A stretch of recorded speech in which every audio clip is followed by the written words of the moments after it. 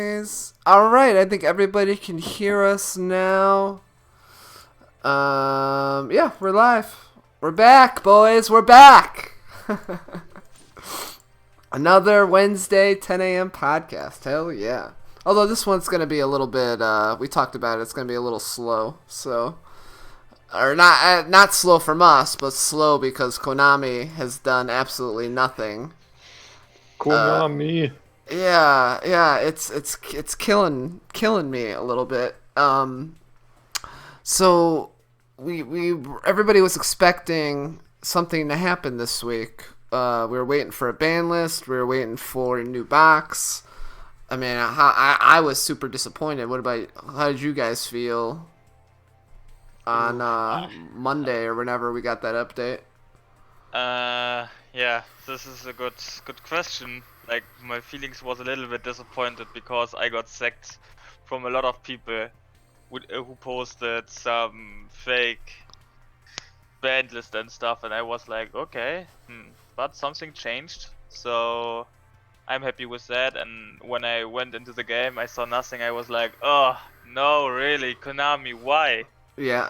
Did you see that? You saw the ban list that said Grass to 1, Rod to 2, and Pals to 2? Exactly, yeah. It said grass to 1, but in the text they said, yeah, grass is too good in Shiranui, so we're semi-limiting it, which was funny. Dead giveaway. Yeah, I'm expecting something similar to happen. Yeah, Hazmat. No box leaks, no ban lists, nothing. This has been the weakest. Since the KC Cup, like literally, the game has been so stale. I mean, what have you guys been doing since the KC Cup?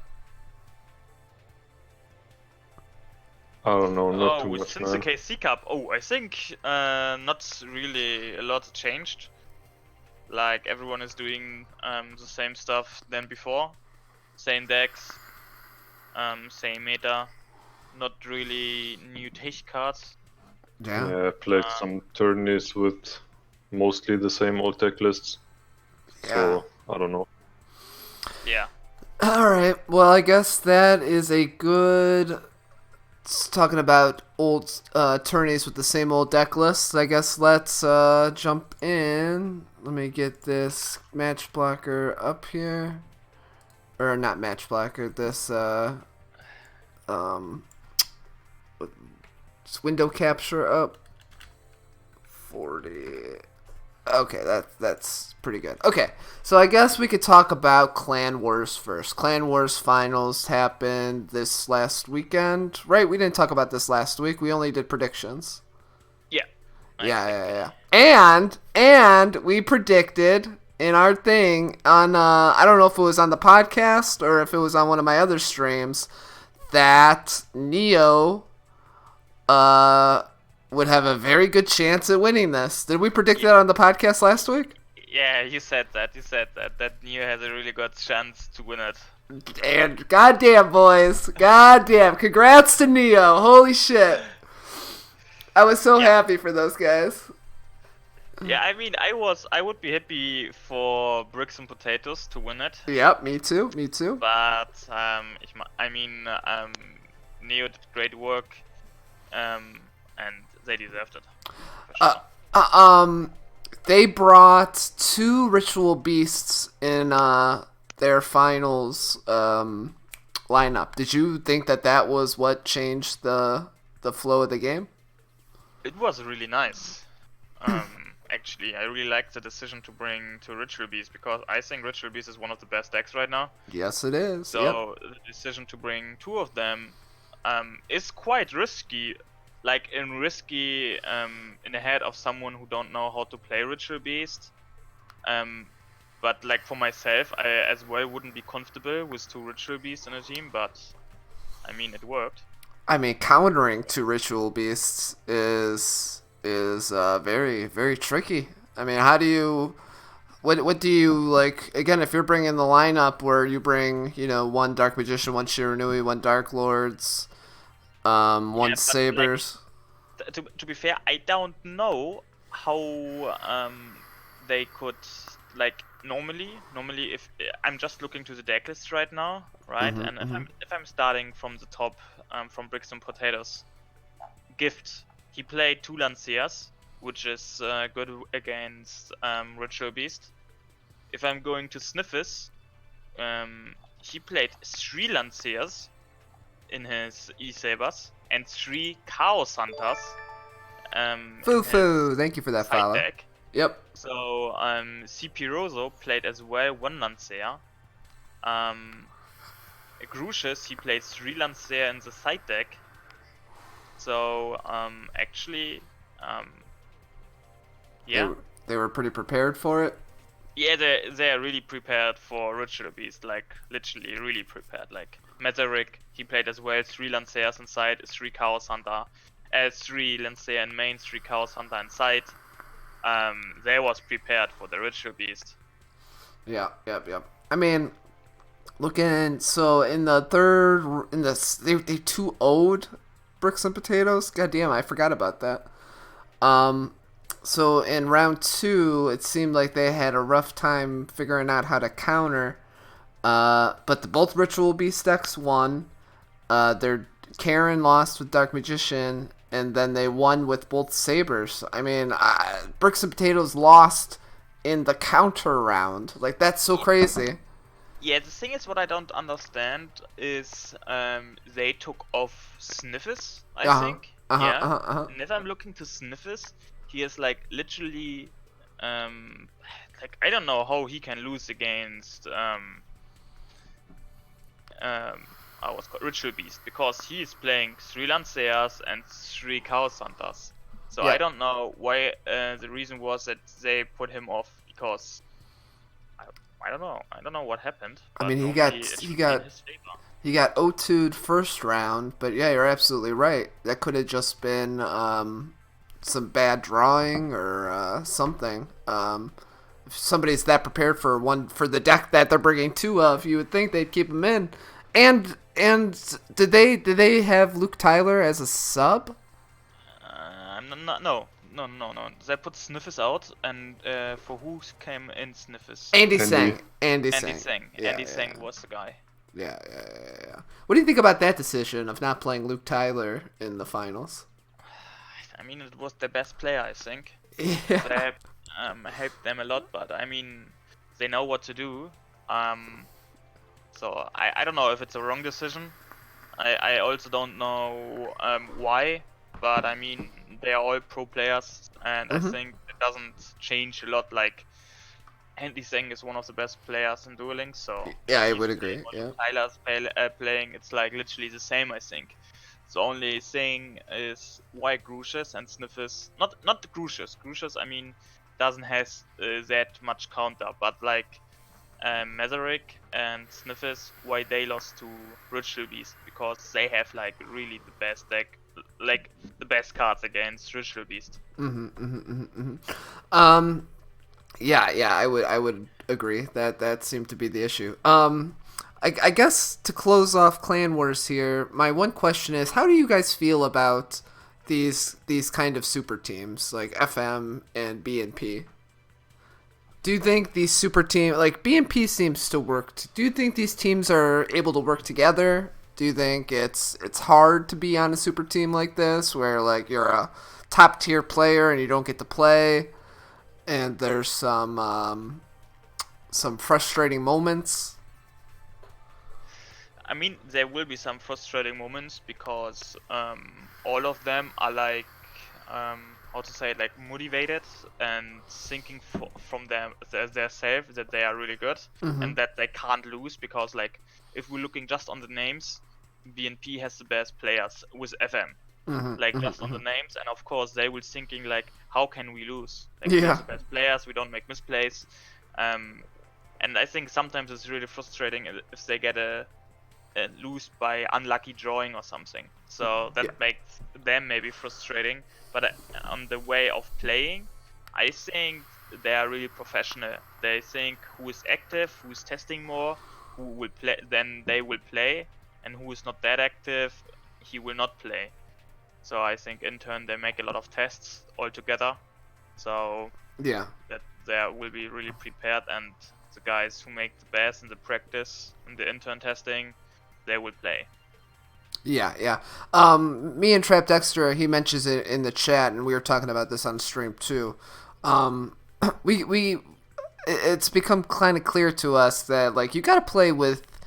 I mean, I know all these guys in FM and BMP are all friends and top tier players, but I think that's the most important thing to do when you're playing in one of these team kind of events. You got to play with your friends. Because the chemistry is so important, so important. And chemistry. I think you got to have role players too. I think I don't know if necessarily, having a team with all the best players is necessarily the way to go. I mean, BMP and FM are so good that they can get by. They can beat anybody on any given day with whatever. But I think a general rule of thumb though is you gotta have some top tier players. You gotta have some role players. You all pretty much have to be friends, and the chemistry has to be really good. If you guys got that, then there's really the only thing stopping you is some bad draws, some bad luck, some maybe a misplay here or there. But yeah, I think when you guys are out there building your teams for next season for Team Wars and Clan Wars, I wouldn't necessarily look to be joining a team with, crazy all-stars. Join a team with your friends. Have some fun. Get together. Really, really grind and play because like you love playing with each other and doing all that kind of stuff. And I think you'll find more success doing that. I mean, win or lose, I never feel bad because I play with all of my friends all the time. So it's like, it's so much more worth it. Yeah, I think that absolutely the same. Like the chemistry in a team is the most important thing. Like you don't need exactly the best players. We have to separate that. I think in Clan Wars, then you need like a single player value. Like the best single player are more important because you cannot voice call with everyone and helping each other because everyone has to concentrate on their own duel. So in Clan Wars, if you have like single players in a good level, that's really important. But if you're playing Team Wars, then you can help each other because you can voice call, screen sharing, and everyone can help in the chat how to play it perfectly. So I think in Team Wars, the team altogether, how you feel with the team is more important than in Clan Wars. Yeah, 100%. 100%. Anybody have any final thoughts on this season of Clan Wars? No, not really. Yeah, I thought it was great. It was a great season. Great season to be a part of. Great season to watch. Great season to play in. I think Clan Wars is only getting better and better. Just out of curiosity, I know this is objective, but which do you think is the more competitive team format? Do you think Clan Wars is the more competitive team format, or do you think Team Wars is the more competitive team format?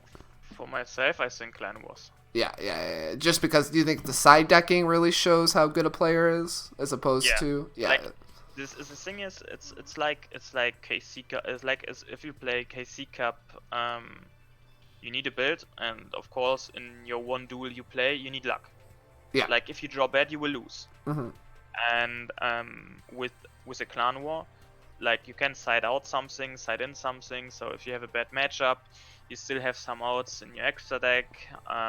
So it's more competitive. Like you have more thinking about your deck building in Clan Wars than in Team Wars. Yeah, 100%. 100%. I would agree. I think a side deck format really shows how good of a player is. I mean, in a single or two deck format, there could be some real sacky things that can happen, and maybe you lose game one, but if that was best of three, you probably win games 2 or 3 because your side deck, you're the better player, etc., etc. But in Team Wars, it doesn't always work that way. Now, Team Wars is exciting for its own reasons. Don't get me wrong, it's an awesome format, but Team Wars is a spectacle. Yeah, it's a spectacle, and I think that's what's so exciting about it. But Clan Wars, I think good players can really come and show their chops. Yeah. All right, boys, let's move on to the Meta Weekly. That was February 20th. All right. This one was at, I don't know, 6:30. It had 98 players, so I don't know what it was last week. But Luxon won with, what is that, 20 card Shiranui? Oh, interesting. Yeah. He is playing. What do you guys think about this deck? Oh, I like the deck, but for myself, I wouldn't bring it. I wouldn't bring it to a tournament. I like to play the fun with the deck, but I don't know. I don't feel it competitive. 20 card Shiranui? Or Shiranuis in general? All Shiranuis in general. Ah, okay. Fuck Shiranui. Yeah, but I think it's just because I'm playing E-Sabers and I'm feeling really comfortable with E-Sabers against Shira. Yeah. So that's why I don't want to play, like, if you know how to play one deck against the deck, yeah, and then you want to play the opposite deck, then you're scared to match the deck you played before because you know it's normally a bad matchup. So yeah, I'm not a bad fan, but like, don't get me wrong, the deck is good. It's as well competitive, but for myself, I don't like it to play. The one real interesting thing I see, first of all, he's choosing not to play Treacherous Trap Hole. He likes the econs better. I guess it makes the deck a little bit more consistent, not drawing to Treacherous Trap Hole or having to worry about a trap in the grave, which is fine. That's perfectly good. But he's only playing one of each Shiranui synchro. And he's playing Black Rose Dragon in the 20 card format, or in the 20 card version. I think we're seeing this a lot more. Nobody's really doubling up on Shogun Saga or Samurai Saga or anything like that. I think we're kind of figuring out the optimized consistency of what Shiranui can bring us, and it's not doubling up on synchros anymore. I even like his side deck. His side deck's pretty nice as well. I guess so. Extra deck space is pretty tight, and I bet like he probably summoned every one of these synchros across the whole tourney. So yeah, I don't know. What do you guys think about? Are you guys fans of Hades or Archfiend Zombie Skull? I like him more. You like Zombie Skull is better. This one can't be destroyed by card effects. Yep. Yeah, every zombie cannot be destroyed. So. Ooh, our friend Urbel came in second place in this Meta Weekly. I think we have to overjump him. It's Herbal. We don't need to overjump him. Don't give him an advertisement here. Alborema, thank you for that follow. That list. I think that's a 1-to-1 list from our boy Ohimi as well. I think Ohimi is playing the same list, like exactly the same. Literally the same list since I don't know how long. You like a Team Wars or something. You like the Galaxy Cyclone instead of the 3 Cosmic Cyclones? Yeah, I don't know. Sometimes it is good if you mill it. Sometimes it is good not having to pay the 1,000 if you have it in hand to pop some back row. But I don't know if it makes that much of a difference. It's just there for me. I don't. Yeah. Do you run the same side deck too? To Lancia, Desire, and Fiendish Probably Chain? not. Nah. Yeah. I don't have Lancia. I don't have Fiendish. It's a bit expensive. Yeah, you're telling me. I think I run the.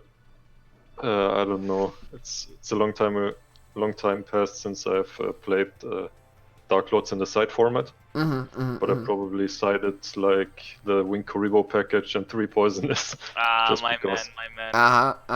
Hell yeah, man. The Wing combo, Karibo combo is the best. Raw came in third or top 4 in this too.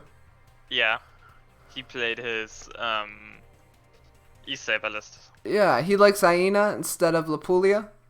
Yeah, he's because like you can in the mirror match the Earth is like a second Cocytus It's really good because the most plays with Floodgate, if they don't have a Floodgate, they most have just Findishane, and like Findishane does nothing against Magellanica, so it's really good. Yeah, that's a good call right now. Yeah, lots of people are playing Fiendish Chain, and you could really like make those back rows nothing if you're playing a vanilla kind of a monster. So yeah, that's a good meta call right there from Raw. Let's check out his extra deck. Mirror Votes, huh? When your opponent special summons a monster from the... He was like, I don't know why, but maybe he was scared about the gladiators. So, but yeah. Like, I remember when I sided that card back in 2018 or something against Silent Magician, and I didn't actually read the card.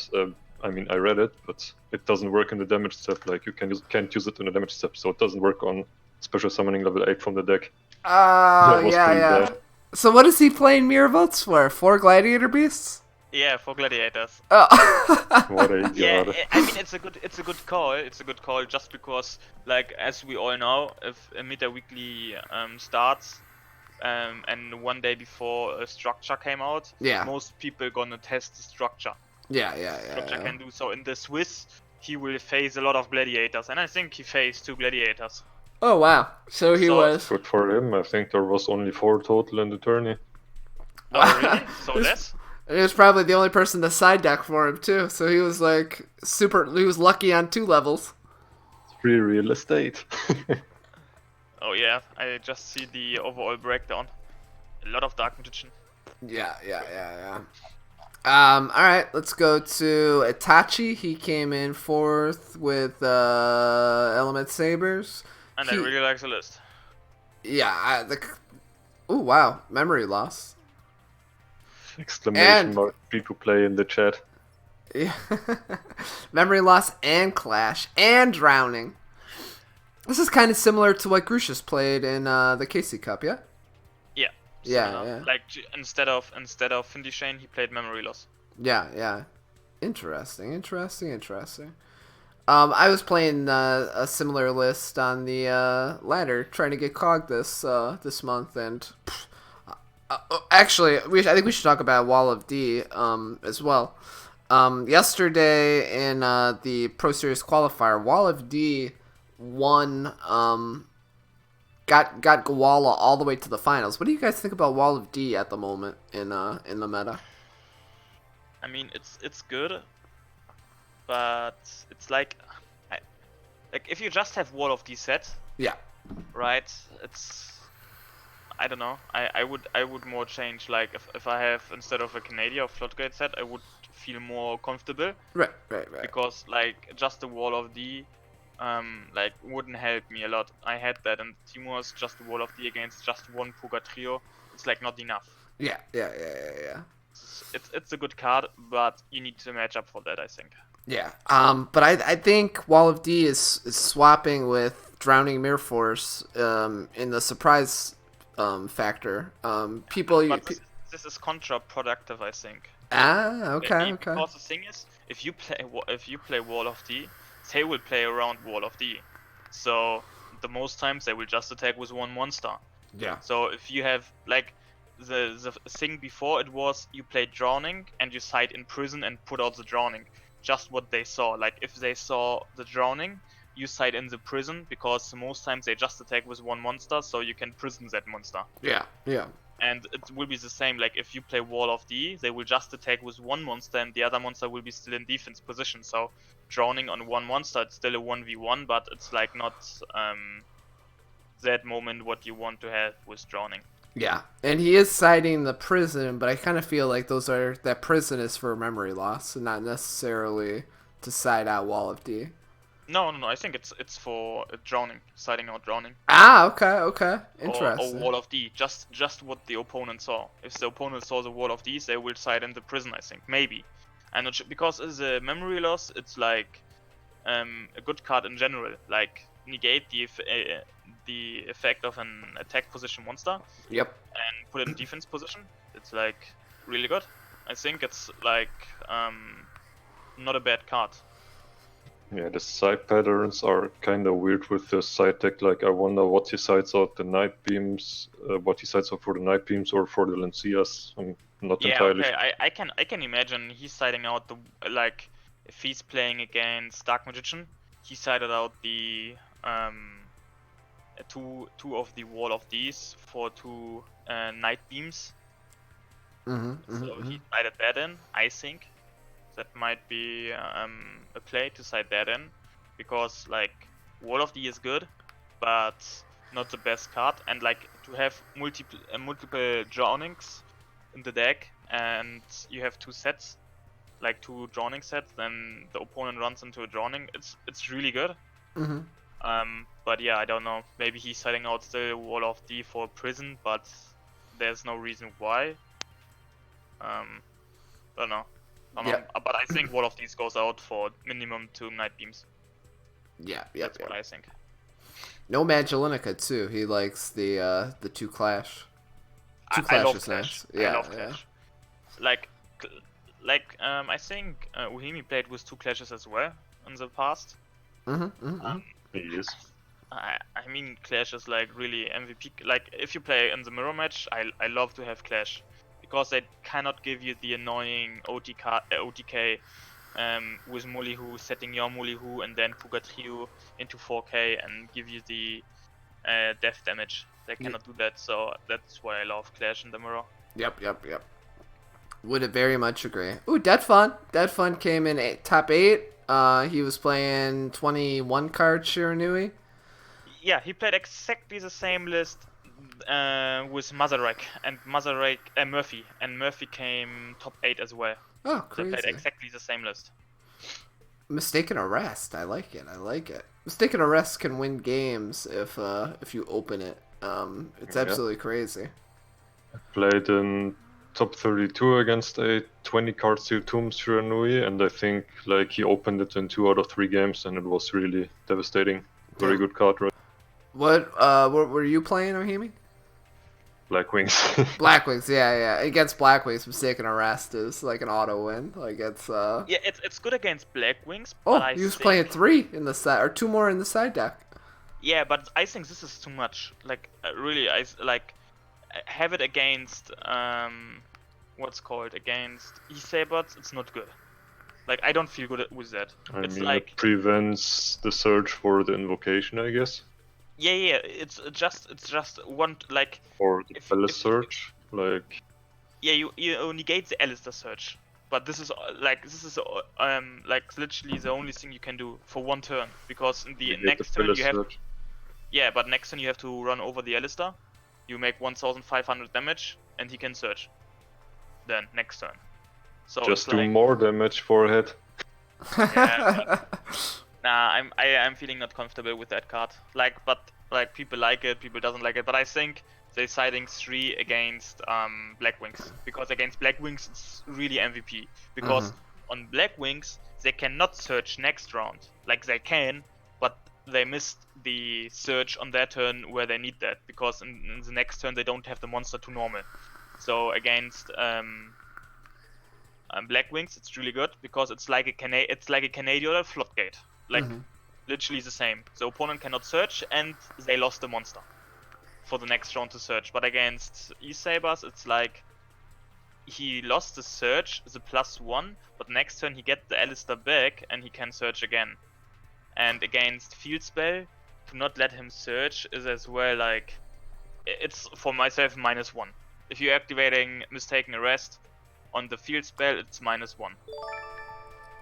Yo, Glevion, thank you for that raid, my friend. Appreciate you, buddy. Yeah, I would agree. I would very much agree. Shout out. We'll give Glevion here a shout out. Okay, we'll go to the next deck, which is Autumn Leaf in the top 8 as well. He was playing pretty much the exact same list. He was playing whatchamacallit, 3 Cosmic Cyclones instead of 2 Desire instead of 1 Desire, 1 Morningstar. Yeah. Do you guys still feel Morningstar is super like relevant? You have to have it in your deck, or do you think 2 Desire can be? I think Morningstar's right now really good. Yeah. But I'm not a Dark Lord player, so I'm not sure about that. But I mean, he is playing Destiny Draw on the side, and he is side decking Morningstar. So maybe he was just trying to sack game 1 and then side for. I actually like his side deck. It's very. I like the side deck as well. Like Jinzo, Morningstar, good. You can put them in against specific decks. Mm-hmm. Then with Destiny Draw and no model can resist. I like it. Yeah, it just seems like it covers a lot of ground. Yeah, exactly. All right, RM McMurphy, playing the exact same list we saw above. Yeah, very good. Same side deck. Oop. The only card he was playing different. He's playing Unending Nightmare instead of Samochi. Unending Nightmare, as we know, is pretty good right now against a bunch of different things. So yeah, props. Ooh, Sakura, BZ Sakura. With 3 mistaken. Ouch. Yeah, in the side deck, 3 Lancia, 3 mistake. I mean, mistaken is good. It's 3 mistaken. I know why. Blackwing put out the wall of these and put the mistaken in because wall of these is dead against Blackwing. But that's heavy. Yep, and same with the Lancia. 3 Lancia. I assume he's playing that against a lot of different things. Oh, and he's not playing the level 3 tuner. Yeah, I don't understand that. I love the level, like, popping in the mirror match with levels. Ooh, that's so nice. Yeah. I don't know why you wouldn't play that card. Yeah, interesting. Yeah, okay, boys. Meta Weekly. Meta Weekly is tomorrow, or it was yesterday? I think it's today. Wednesday? Oh, okay. I thought they moved. This was EU Weekly. That's why I played on it. Okay. I gotcha. All right. Well, good luck to everybody tonight in the Meta Weekly. What's next? What do we got next here? Next is Duel Links Taiwan Weekly, which I played in. I fucking get sacked every single time I play in this Duel Links Taiwan. I don't think I've made it past round 2 yet in this in a Duel Links Taiwan. What the fuck is the first place doing? I played against him. I played against him in round 2, and lost terribly. So yeah, yeah, it was interesting. If ever comes to him and he will lose. Just one E-Sabers? Yeah. I played Dark Magicians Dark both Lords. games. Yeah, I didn't play. Yeah, that was my mistake. I should have brought the E-Sabers. E-Sabers had a really good matchup. I think the win rate E-Sabers against Christians is like 80%. Yeah, damn. Yeah. E-Sabers flip the tuner down, and Dark Lords can just wait until they go for Quarion and then negate that. So, I don't know. That's 2 pretty bad matchups. Yeah. But NaW is pretty good. We've seen NaW clap before, so it's just interesting that he brought two Crystron decks, both Transcendent Crystals, just one without land. So he pretty much just brought this one deck and then he side decked for whatever matchup that he. What was the difference? 2 Cosmic Cyclone, and one of them played 1 Lancia and 1 Cyclone. Alright, I mean, I guess if that worked for him, why not? Same everything else, though. Okay, Duel Links Taiwan Snow played Shiranui and Blackwings. Okay, I don't like the 2 Whirlwind. And all the Asian players are really on Hamilton. They really like the Hamilton. I like it too. You like the Hamilton too? Yeah, I'm not a big fan of the Hamilton. I mean, I'm indifferent about the Hamilton. I don't like 2 Whirlwinds, but I don't like 2 Whirlwinds. I think it's understandable because there is so little space. Like, Whirlwind is the easiest card to cut if you need the extra space for attack or a Harmattan. Yeah. And I'm also not that big on the Pinaki. Yeah. I don't know. The only thing what I don't understand, but maybe you are different with that, is the Lance. I'm all time thinking of why people playing Lance in Blackwing. I mean, I guess you can use it against like Dark Magician to protect from Circle or to protect from Floodgate or Simon, but Yeah, they're but you not cannot playing. floodgate. Yeah, but you cannot protect yourself from floodgate. Like you can, but like protect Simon with floodgate. It's okay, it's cool. But like you cannot search what you want to search I if mean, you he lance your can own monster. But like, what does he want to search with this build? Like, there is no Jin. He's searching for Harmattan or for Orochi, Yeah, and like yeah, he's searching he would just search with that the anyway. 800 guy. But he cannot search. He cannot search Harmattan, right? I don't know how big Harmattan is. 800. 800. Okay, so can't search that. No. I mean, The only card that he can search if he's lancing his own Simon is Orochi. Yeah, well, Panaki. So I assume He's not playing Pinaki. Yeah, he is. He's playing Panaki. Yeah, but Pinaki has 1,200. Yeah, he's playing, but he has 1,200. But so I assume he's going Simoon and then searching Panaki, and then when he plays Panaki, he's either searching Orochi or Harmattan. Yeah, but if you lance your Simon, then you can just search Orochi. Oh, okay. I'm sorry. I misunderstood. I thought you were saying in general. I didn't know if you meant. Yeah. Okay. Yeah. You can't. Yeah. Okay. Yeah, you're right. I don't think Lance is necessary. I would play 3 Whirlwind, 2 Cyclone, 1 Trunade, and then fill the rest up with monsters. I think Blackwings right now is sack or nothing. Hey, Overdrive, what's up, dude? Last thing about Lance, you can use it offensively to push some lethals because it's minus 800 for the opponent if you want to, but it doesn't really come up that often, but it's funny. Yeah. Okay. I think we move on to Frame Kaiser. Ooh, Frame Kaiser playing Cyber Dragons, and he's playing. First of all, he's playing Dre, and then he's also playing Overload Fusion. What do you think about those decisions? Oof, this looks really random, like crazy random. Damn. I don't like the Cyber Dragon 3. Yeah. I don't like it. I don't like the Overload Fusion. Oh. Yeah. I'm not even a big fan of Cyber Network. I know a lot of people like Cyber Network. It's okay. Like you can play it. I played it at the start, like when I was testing with the deck. But good question. I don't like lands as well. I don't like it. Like, I don't know too much about Cyber Dragons. All I know is usually they Cosmic my back row, then they go for Rampage, and then they ODK me. So it's really weird that he doesn't play any Cosmics or doesn't play Cyber Style, but what do I know? Yeah. And he's also playing Lancia in his Dark Magician deck, which is it seems a little It feels kinda redundant with Kaiku in the deck, but Yeah.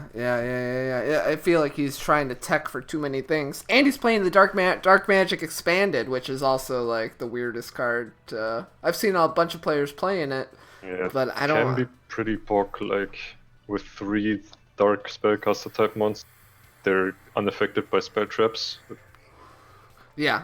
Stating like, I once forgot that the effect was a thing, and it was pretty bad. Yeah. He's playing 2 Chimera Tech Overdragon. Maybe he only has 2 Rampage Dragon. I mean, that doesn't really matter, I think. If you play 2 or 3. Yeah. I mean, you will never summon 3, so. Yeah. It's fine. Then we got. I'm sorry for this dude. I can't read your name, but you came in 3rd and 4th. I'm gonna go for Google translated 1 second. Yeah. He was playing Dark Magician and Blackwings. I do like his version of Blackwings. So this is exactly the same version that I'm playing at the moment. From the Dark Magician. From Blackwings. Ah, okay, exactly the same. Exactly. Yeah, I like this. I like the list. I like as well, but I don't know why people don't play him. It's the Sephiroth guy. I really like it. Yeah. I think right now Zephyros is pretty good.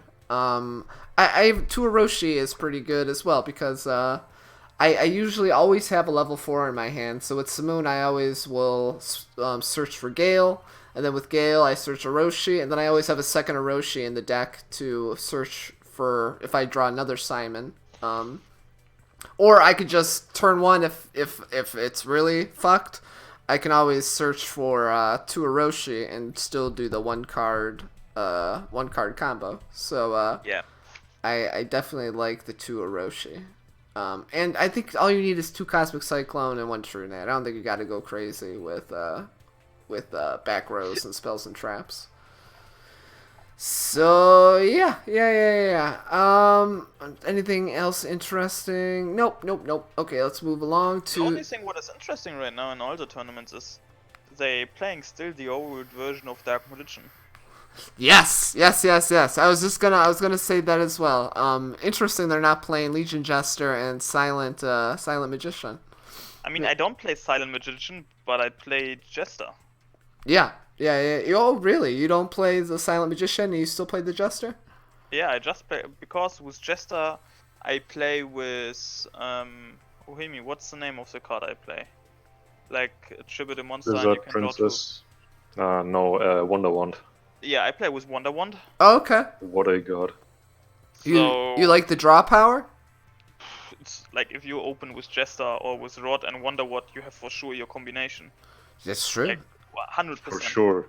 100%. 100%. Literally. Just if you play Team Wars and you will draw 3 Dark Magician in your hand. Literally. Do you like the Wonder Wand better than like what Luke Tyler was playing and the Dark Magic Dealings? Yeah, I tested Dark Magic Dealings and it was like if you play against E-Sabers, you give him the free water. Yeah. If he has E-Saber in hand, then he can discard the E-Saber, so you give him free water.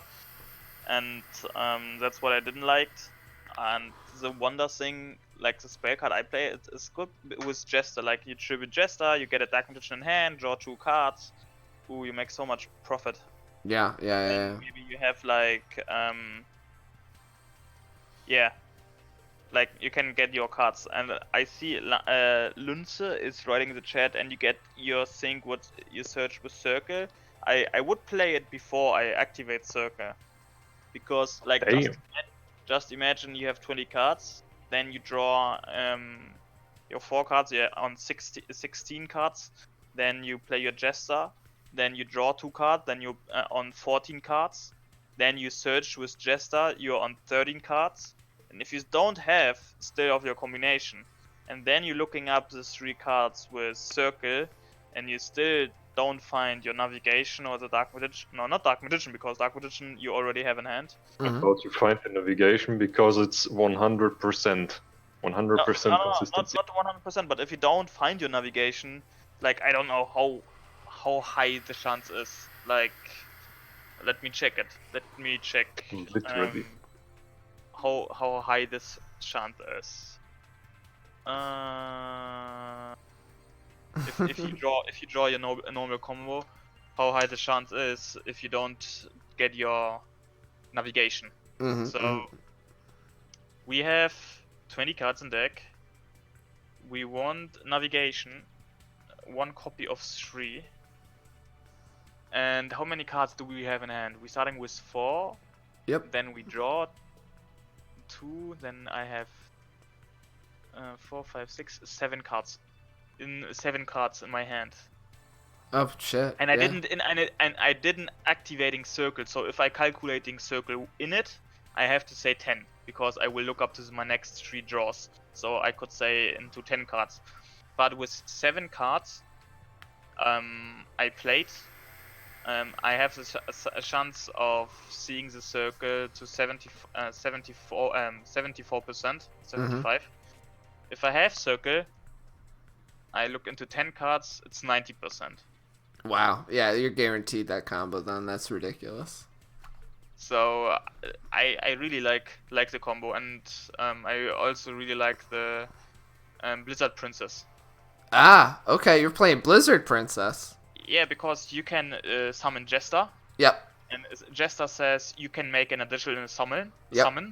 And Blizzard Princess, if you tribute a spellcaster, you just need 1 tribute. So Tribute Jester, summon Blizzard Princessin, and get your Dark Magician directly into your hand. And if you have navigation already set, because it's maybe your second turn, I don't know, then you have your Dark Magician in hand, and you can directly play your navigation and OTK him because he cannot activate something. Oh, wow. Wow. Yeah, we'll talk about that more at the end when, because I'd love to talk about some Dark Magician and some ways to build it and stuff. So yeah, that'll be interesting. Okay, so we have a newer tournament, the Phoenix Elite Cup number 2, single elam, €25 prize. So what do we got? We got 3 Dark Magicians, 2 Sabers, 2 Sharanui, 2 Dark Lords. Okay, I mean that's pretty much the meta right there. Yeah. 2 of everything, and then Ritual Beast, Chrystrons, and Thunder Dragons. Wow, that's if I had to find a tournament and I was just gonna guess about what the meta is, that's exactly what I would guess. I know this tournament. Okay. Apparently there was some shady business going on with this guy, and he sided some cards in that weren't in his side deck. Oh, no way, really? Yeah. I got like 4 or 5 messages from people telling me about this guy the day after it happened. So and that side deck looks old, man. Jesus Christ. Yeah, really old. Like... Yeah. It's kind of funny. My monster card's in the side deck too? Crazy. Like, there's still fucking Nazi symbols on there. Jesus, man. You gotta make a new side, man. What the fuck?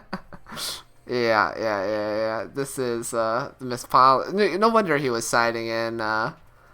It looks like first place cheated in that event. Yeah, exactly, Luns. That's exactly what we're saying, yeah. Alright, so we won't give this guy...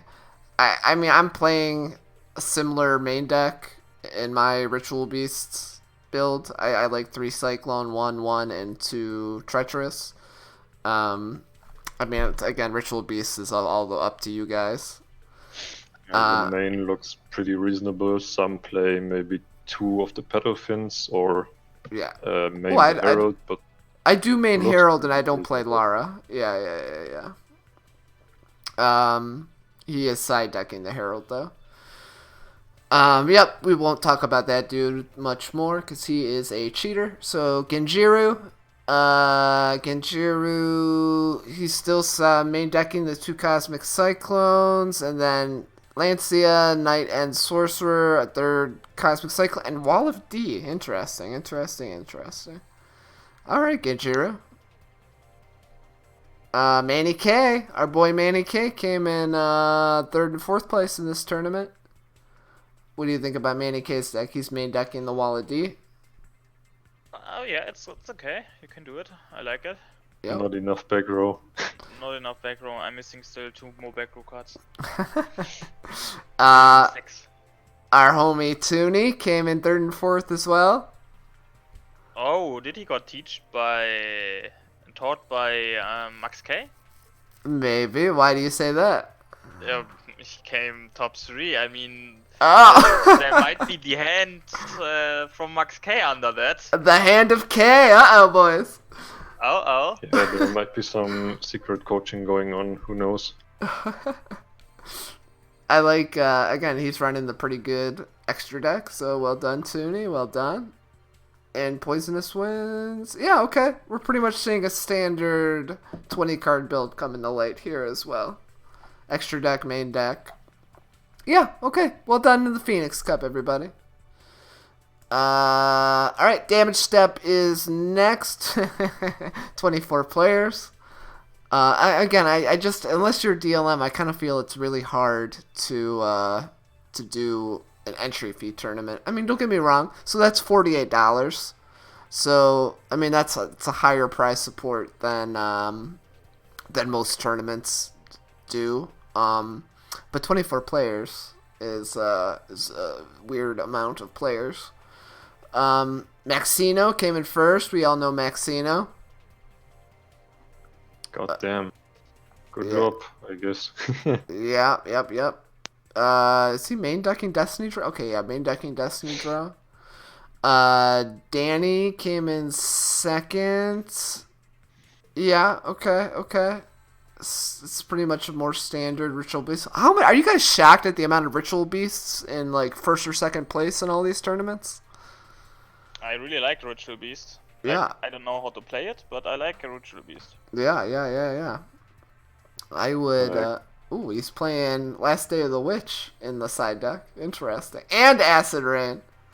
What is he? So Crystron's, Dark Magicians, and Inverse Universe, I assume, is for Shiranui. Alright. Sure, buddy. Sure. Fucking Acid Rain. Yeah. I don't get it, but if it works, whatever, man. Why not the one that banishes all? Why Acid Because Rain? you have to pay 1,000 life points for that, maybe. I don't know. Yeah, okay. Hamdi, go ahead. What machine decks are there right now, except for Crystron? Yep, Maybe you're right. Cyber Dragons? Yeah, I don't know. Yeah, but even the Cyber Dragon, like you're putting all that stuff in the graveyard for them to use with Overflow. I mean, don't get me wrong. If you're using System Down, it's easier for them to fuse. So I guess either way, it's not a good call. But yeah, I think it was probably just for Cristrons, to be honest. We'll move on to Hamdi Maz. He was playing a Luke Tyler build, yeah? Pretty much exactly Luke Tyler's build. Oh, no Kaiku. No Kaiku, no Timaeus. Kaiku's right here, but no Timaeus in the side deck, so his out was Herald of the Abyss to Casitas. Yeah, okay. Interesting. Well done, Hamdi Mas. Rugen Ari. What do you guys think about Thunder Dragons at the moment?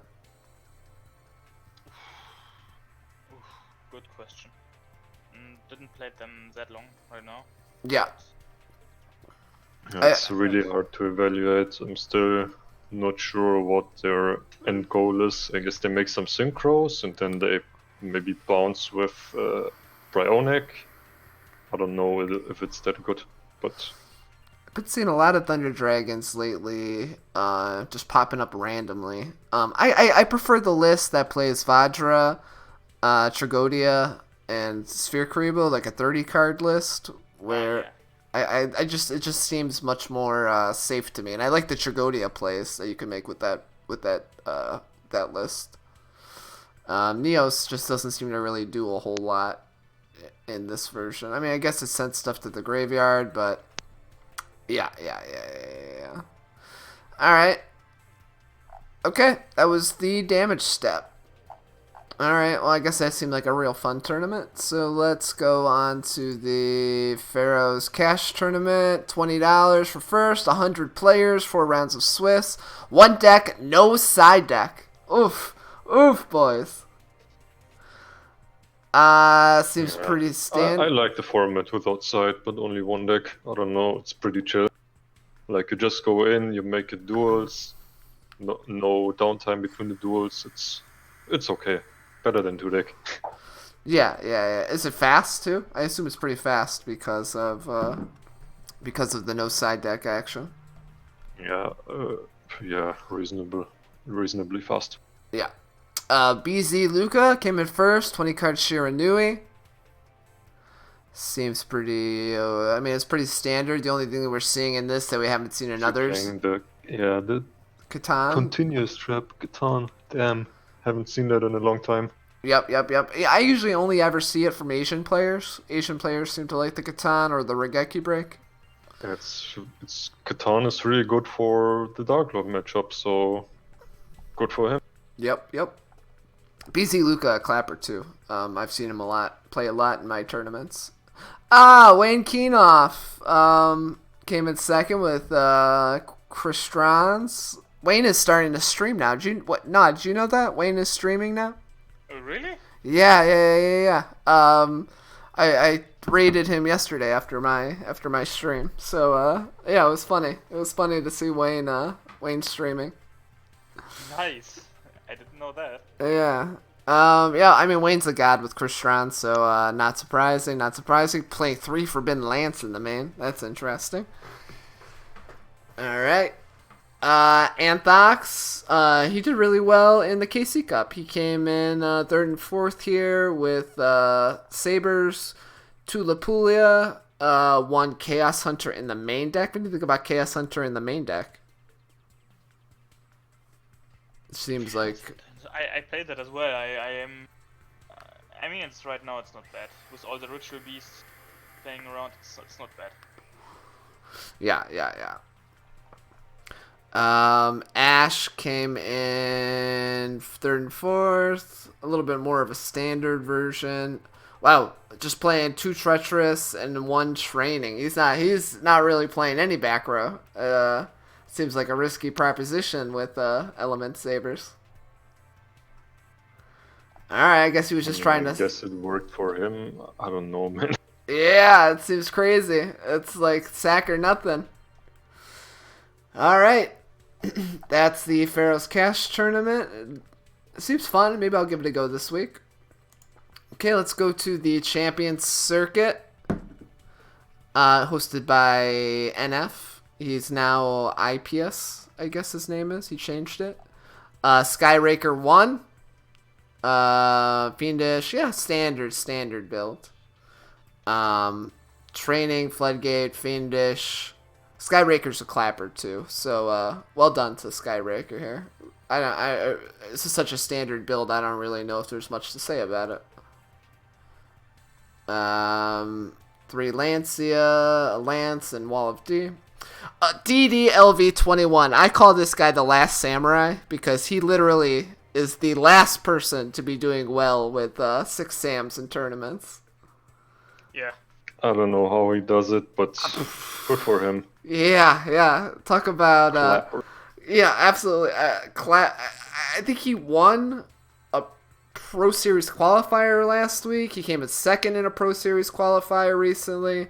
He came in second in this tournament. Like, this dude is so good with 6 Sams still. He earns that name, the last samurai.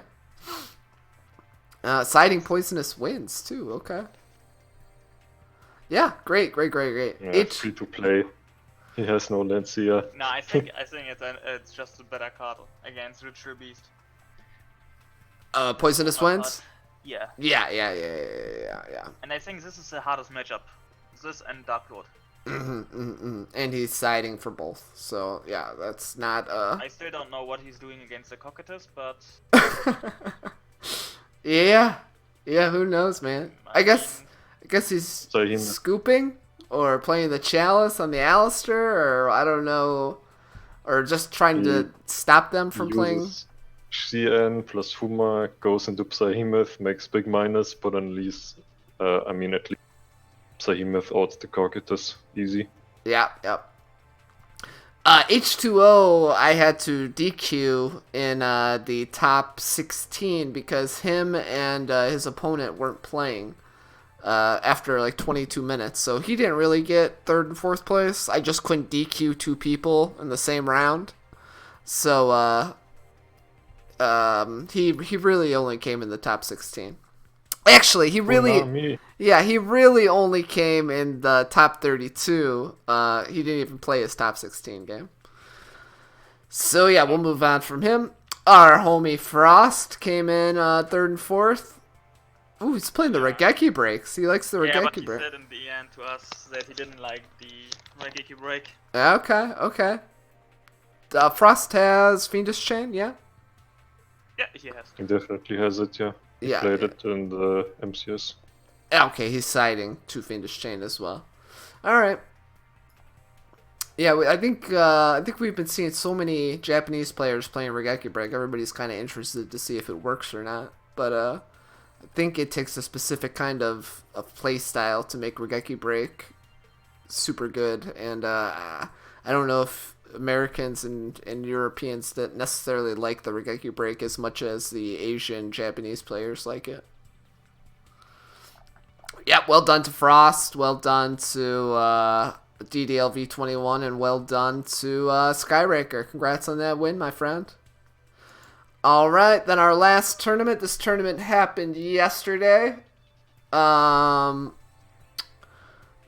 149 players, 5 rounds of Swiss, 7 Dark Magicians, 6 Shiranui, 4 Element Sabers in the top 32. Jeez. 3 Cristrons, 3 Ritual Beasts, 3 Thunder Dragon. Wow. 1 Dark Cavalry, 2 Dark Lord, 2 Blackwing.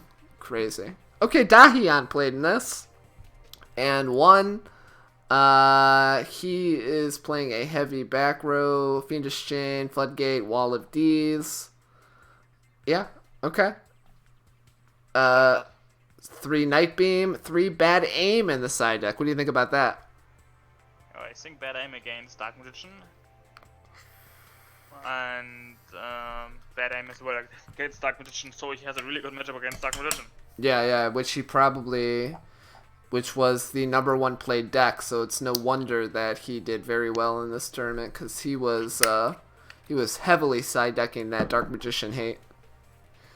One second, boys. I'm gonna go to the next deck. You guys can talk about. All right. Talk about the True Nades in this real fast in Ritual Beast. Damn. Yeah, Ohimi. So, what do you think? True Nade and Ritual Beast, because you are the Ritual Beast player from us. I'm the Ritual Beast expert, but I'm not sure. I haven't really touched the True Nade this far. I think the 3 Winder, 3 Hawk, 3 Elder, pretty standard. No, what's his name though? No Rampengu. That's special, I guess. Yeah. So, I guess he can't plus as hard as if he had Rampengu, but if he has other kind of Hawk, it's still very good. Plays 2 Sphere, very good against Purgatrio, and I don't know. I guess with True Nade you can. To be honest, I'm not sure how the deck does a turn 2 OTK. Like, you can pop 2 with Pedalfin, I guess, if you have him in a starting hand. You can bounce all the back row. So maybe there is something I haven't seen so far. Yeah, I've been seeing a lot of True Nade and Ritual Beast lately. It's there is an OTK that you can do.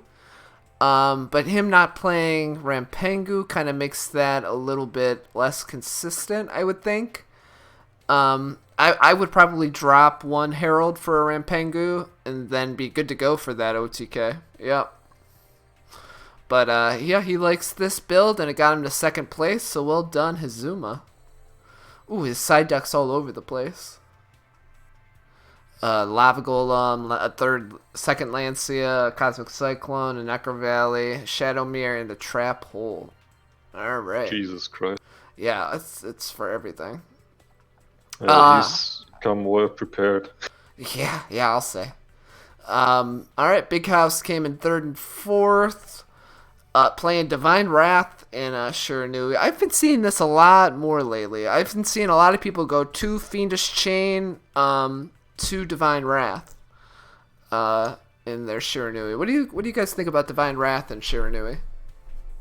And Shiranui? Not a fan?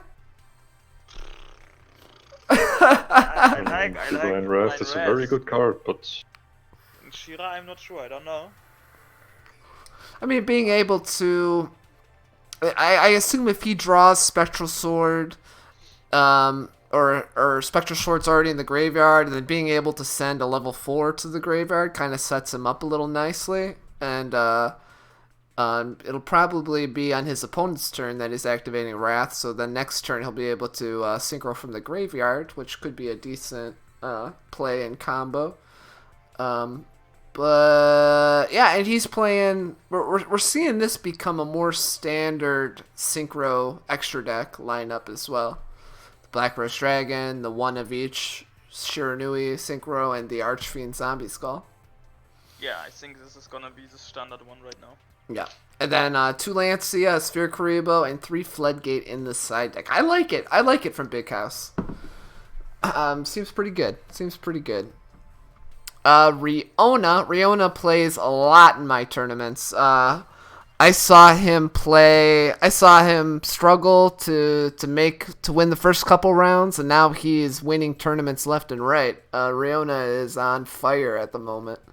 Is he really playing the 30 card? Yeah. Is coming back? He's playing the 30 card, yeah. I don't know if it's coming back, but he I don't know if he thought it was a good meta call or if he prefers it over the 20 card version. But yeah, he likes it. He likes it. Skill prisoner too. Target one card you control. When a monster effect resolves, negate the effect. Okay, so I assume it's maybe he would play Wrath over this if he had Wrath. Maybe it's like a cheaper Divine Wrath. Okay. Battle phase. Well done to everybody in the battle phase last night. Okay, so before we go to NaW's tier list, what do you guys think is happening right now? Are we gonna get a ban list and a new box within this next week? Ooh, I hope, my friend. I hope. mean, at this point, it has to happen like any day. There has to be at least an announcement coming this week, probably. Yeah. I can't imagine that we're gonna have to wait another. So the box sale that we have right now, I can bring it up. The box sale that is in here right now ends February 28th. So can it be March 1st that we're gonna get a new box and a new ban list, or at least February an announcement? 29th.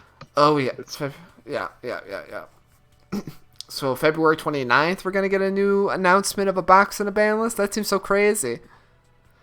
Yeah, it seems like a longer time than usual, and it's really weird that Konami doesn't want to just, I don't know, pump out our money as fast as they can. Yeah, super strange.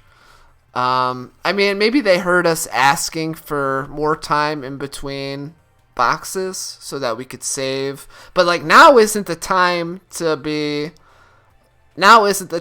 giving us more time in between boxes. This is like the meta is so stale, and the ban list is so needed that like now we need a new box and we need a new ban list. Like now is not the time to be waiting, Konami. Like if you're out there and listening to this, you gotta hook us up with something. Everything is so boring to play right now. What do you mean? We have a free-to-play 2K vanilla. What else can you possibly want? Fair enough, Ohimi. Fair enough. Finally. Wow. Thank you, Konami. Yes, my Duel Links dreams have come true. I remember when 2K vanilla betas were like only SRs in the main boxes. Yeah, Then they were SRs and mini boxes, and now finally they're free to play. Thank you, Konami. All right, so that brings us to the part of the podcast I'm sure you guys have all been waiting for, NaW's tier list. I've been waiting for it. Yeah. Okay, so this is what we had for last week. Last week, and I kind of feel like it's still spot on. Like, there's really nothing that's tier 1 overpowering better than everything else right now. So we pretty much have a 5-deck format where E-Sabers, Dark Lords, Dark Magicians, Shiranui, and Ritual Beasts are all able to compete at a very high level with all these other decks. And then you have your Blackwings, your Cyber Dragons, your Thunder Dragons, and your Kristrons, like, pulling up the rear. So, I'm going to edit this right now. And NaW, if you have... Is there anything that you would change in this for this week? No. No. Yeah. At all. Yeah. You were pretty on the money last week. So, you wouldn't add Kristrons or Thunder Dragons to this? Like, to be fair, you could add it, but I think it's not worth it. Yeah, I don't think I would play Thunder Dragons or Kristrons over Blackwings and Cyber Dragons. I think Thunder Dragons or Kristrons are probably close to tier 3, but I don't know if it's necessarily better than Blackwings or Cyber Dragons. Yeah, exactly. Those two decks are just infinitely more consistent than those two. What about Kristrons though? So we were getting a lot of people in the chat for Kristrons. What do you? The thing is, Kristrons loses against all the meta decks, like all the tier 2 decks. I think. I'm not sure, but if you're a good player, you will definitely win with E-Sabers and with Dark Lords. Yeah. What is Ohimi saying?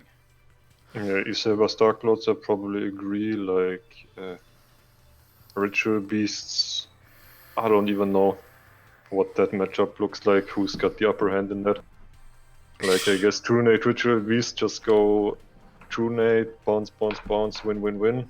Yep. I guess. But Jesus, I don't want. I hope I never have to see Ritual Beast versus Crystron. Yeah. Jesus Christ, that match will take like an hour and 20 minutes. Like, holy shit. Yeah, I got nothing. So NaW, is there any deck that you would recommend everybody to be bringing for this coming weekend? Yeah, Dark Magician. Dark Magician. Okay, so we are changing our choice from last week to Dark Magician. So let me update this. Yeah, So there now we you go. say I need to buy 3 circle if I wanna be competitive. Nice. Yes. Yeah. Okay, I'm so gonna help Konami a little bit. okay, so let's go in and build Dark Magician. Okay, so our skill is Seal Tomb still. So before Mythyard was using my account and was playing One at Any Time today with something that was pretty interesting. So before we go and build NaW's version, what do you think about? Yeah, what do you think about this version? No.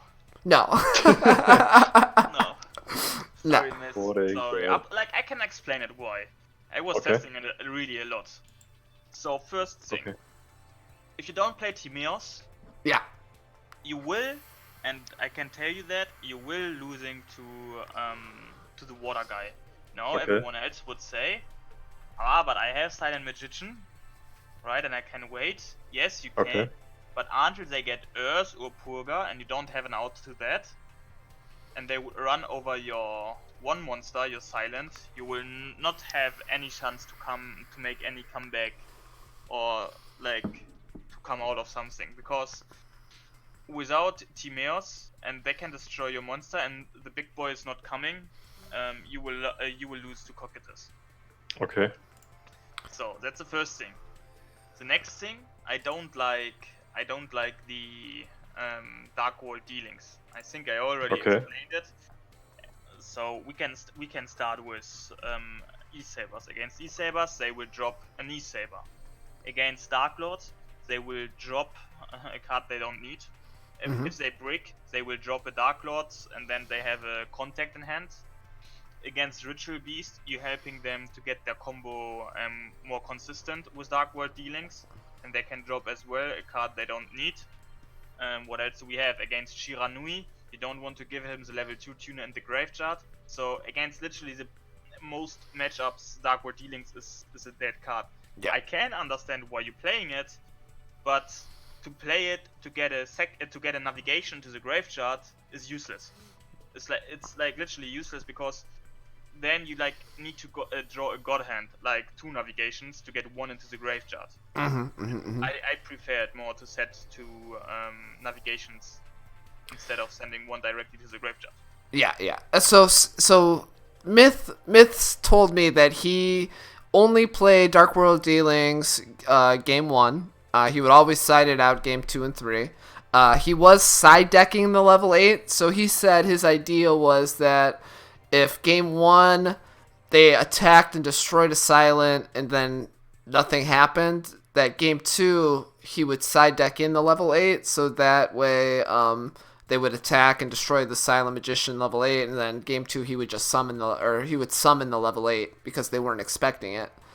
Okay, but no, one question. If you play against Silent Magician, Yeah. right? And you know he's playing level 8, or you know he don't play level 8, doesn't matter. The answer doesn't matter in the end. But how would you play around the level 8? Like, like if I want to kill you, how can I play around level 8? I would. What I would do is I would probably destroy the Silent Magician, and then hopefully I would have a way to turn the level 8 into defense with Floodgate or Canadia or something like that. Yeah, but the only thing is you cannot play around level 8. Like, you all times have to assume there will come a level 8. So you cannot play around it. And I think in the current meta, if you play against Shira or something else, every deck can play around the level 8. Okay. Like, that level 8 comes on the field and the level 8 will die. Like, every deck can handle level 8. Yeah. So I understand his reason to put it into the deck, because people maybe would play around. I had the same situation, and I think it was on Timur's. I assume it was it. Not this Timur's, last week. It was a scrim. I summoned Silent Magician and the opponent doesn't attack. But yeah, I couldn't do something with my Silent Magician because it was under Find a Chain. Yep. But still, if he attacks me and I summoned my monster, the level 8, he would have an out to that. Like, everyone who will attack into my Silent will have an out to the level 8 as well. So, to assume people will play around level 8, they won't do it. Yeah. Okay, so let's. How do you think we should build this deck then at the moment? No? I think I don't have I don't want to say how to build it, how to play it, because maybe my build will be not the best for everyone. But I play with 2 Jester. Okay. I play with 2 TTH. I play with Timaeus. Okay, let me grab the Timaeus. Whoop.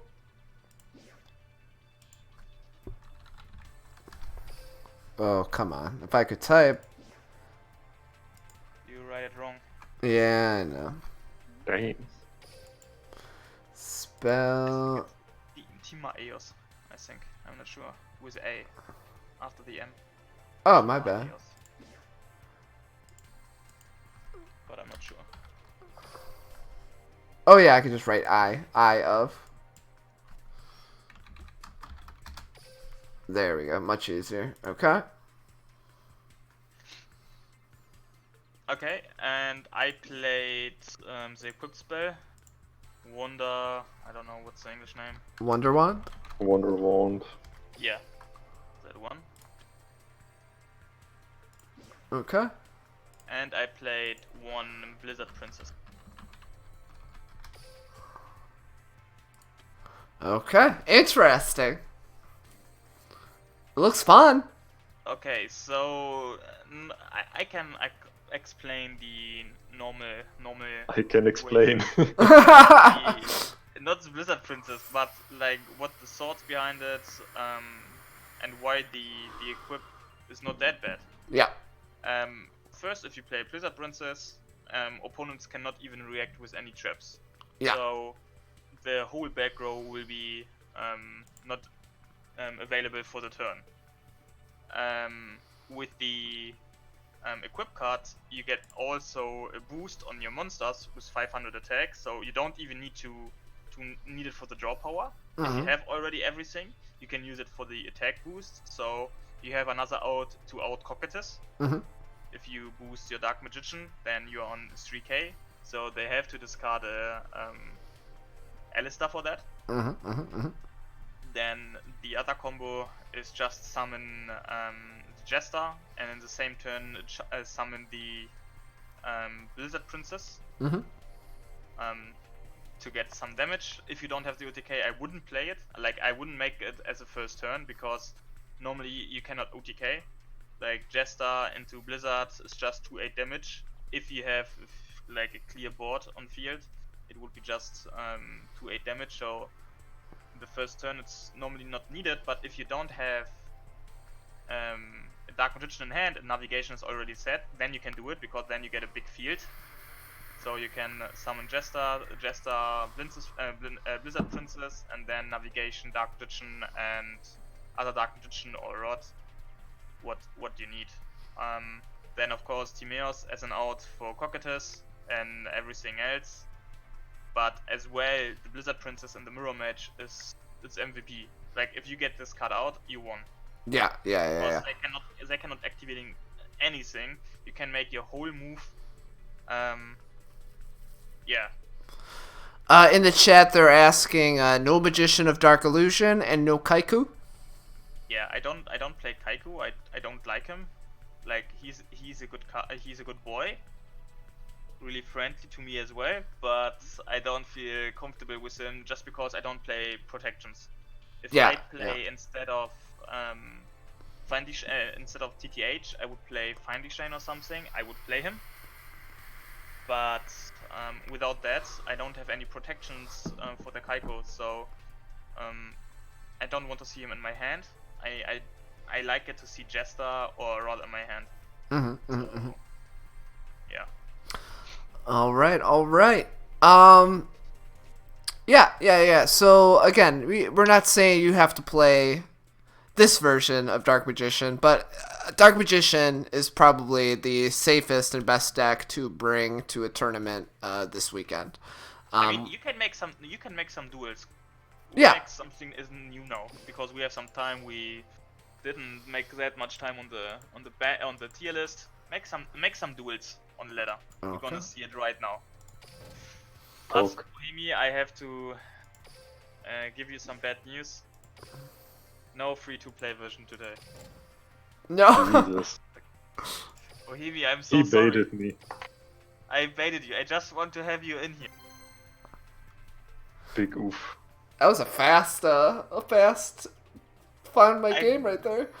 I'm so sorry, Bohemi. For that, okay? I'm still loving you. What about agents, man? What about agents? Yes. Love you what too. about them? I don't know. Okay, we're playing against See You Later something. See you later, Blackwing, maybe. Maybe it's the anti-fiender skill. I don't remember the name right now. Ouch. You have a good hand. Okay, so what am I? I'm gonna play Rod. Yeah, Rod Circle.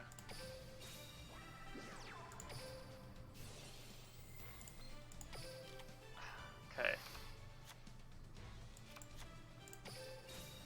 And now you're hitting in another navigation. I'm feeling it. Easy. I got a circle. Oh, you got a good. Take the blizzard on top. Okay. Like get the circle and the blizzard on top.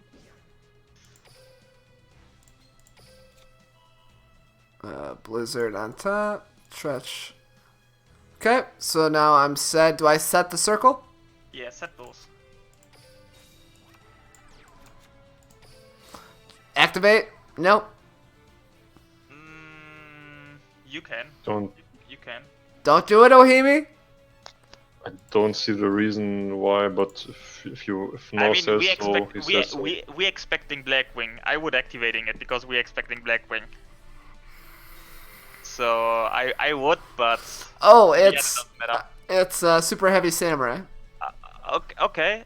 Then you have to banish the first one, the summon monster. The first summon monster you have to banish. Are you sure about that? No. But I think What do they we got? have no out to another. I mean, don't like half of their monsters just special themselves out from the hand or something. No. I don't No. know. They Okay. just normal equip and special. Ah, okay. They give up right now. Look, you will see right now. Oh, will- Trumpeteer. Oh, okay. Yeah, it's okay. Okay, he has Yeah, a like- move coming now. Like half of their dudes are basically like, if you don't have any spell traps in grave, you can special summon. Okay, thank you. Okay, he's going for him. No. Okay. Oh, defense charge. Okay. What is it? It gives him more defense. But only during his turn. Yeah. Oh, What the fuck? okay, and he okay. Okay, we cool with that. Okay, I drew illusion magic. Okay, so you can flip up your circle. Wouldn't you illusion magic first? Yeah.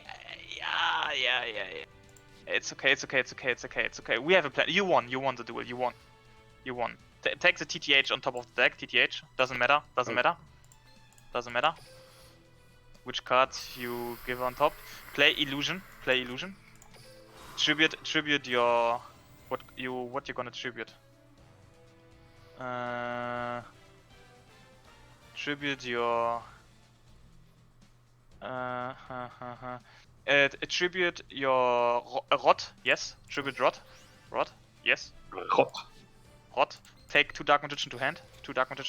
Yep. Summon your. No, not this one. You can summon first Rod, I think. Jester can make you give you an additional summon, I think. Oh, okay. But I'm not sure about that. Oop. I'm not sure about that. We're gonna see it right now. How much def does the equip spell? Oh, I do. Okay. do? Yeah, and now you give him a normal and banish his monster and go for OTK. Oof, just the best combo. Damn! Easy. Set and OTK. Okay, yeah, easy. Yeah. Gonna Super take heavy those. samurai. Why aren't they on NaW's tier list? I don't know. I think I have to put them to get 3 points. Top tier. Yeah, Okay. it's getting... Yeah, I really like the Jester.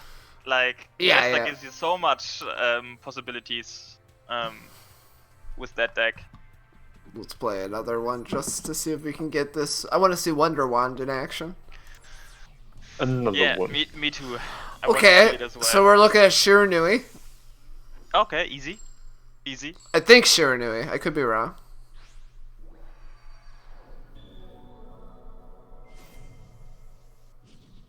Yeah, it might be Shiranui, yeah. Okay, so... Ooh, got circle first, activate circle first. Yep, always first, boys. Always first. Oh, yes. Okay, no, listen. If you get navigation to your hand, right? Then in the end, you will have 2 Dark Magician in your hand. Uh-huh. And if you get trap in your hand, you will have the same. Okay, doesn't matter how you do it. So one spell or one trap. Doesn't matter which one you want to take. Trap or spell. It doesn't matter. Let's take the illusion magic. Okay. Right. Okay. Yep. Search for NaW. Yes. No. Yes. Yeah. And chain your spell card.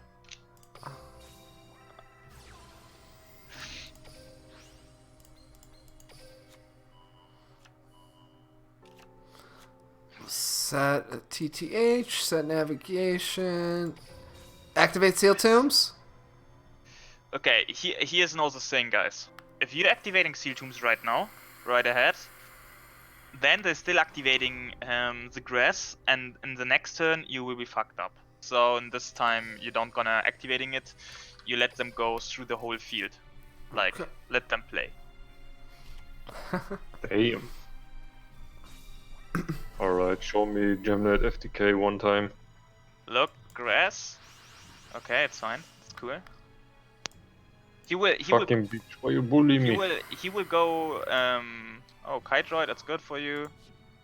Everything is cool. He's gonna draw a card. Discarding the trap card. He has a trap card in hand, I think. Oh, he's played Spirit Master. Okay, Ah, he wanna pop your open spell. It's even better. That's okay. We're cool with that. Okay.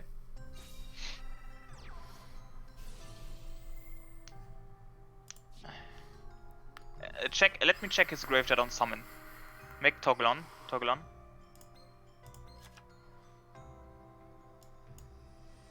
And let me check his graveyard.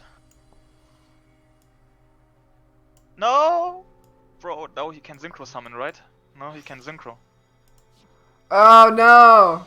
Oh. I clicked no! Oh, my bad. Yeah. I thought I clicked, hold on. I didn't realize I clicked no. This is now really unfortunate. So do I activate? Nah. No, you had game. You had game. Ouch. Yeah, my bad. I clicked the wrong button here. Oh, do I activate in my end phase? No. Wait, let me think right now. Let me think. If you're gonna activate right now, you're gonna summon Dark Magician. No, don't activating it now. Don't do it. Don't do it. Blizzard Princess. Okay. Now it's getting interesting. Yeah, now, if you had TTH, you would want it. Yeah, my bad. My bad, boys. Because now you can, you could go for, if you had Jester on field, you could tribute Jester for Blizzard Princess. But just set your TTH. Activate Seal Tombs? No. Okay.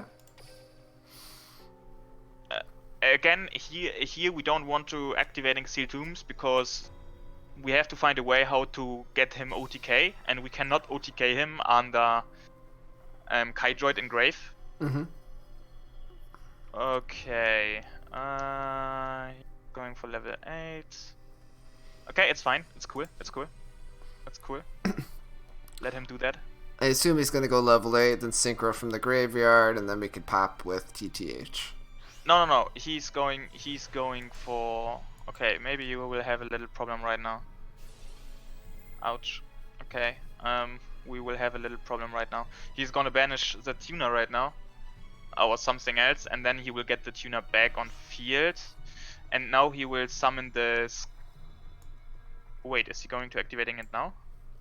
Okay. Wait. It's okay. Let it go through. Oh, okay. Okay, now you are fine. Now you are absolutely fine. Yes. It's fine. Do I TTH? No? Not now. Okay. If you're activating the level 2 in Graveyard, then you chain TTH. Swings? TTH? Okay. TTH.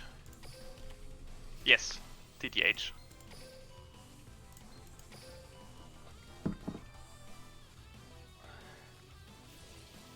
There's something in Graveyard. Okay.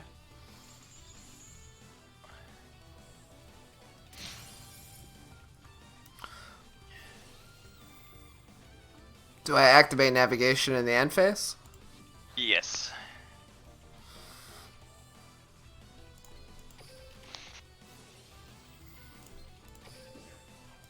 And I'm getting Jester? Yes.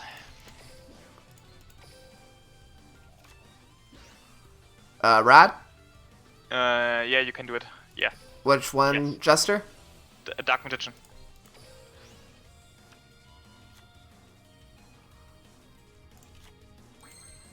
Okay, so I'm playing Rod. Oh, now you're drawing it. Okay, yeah. Rod.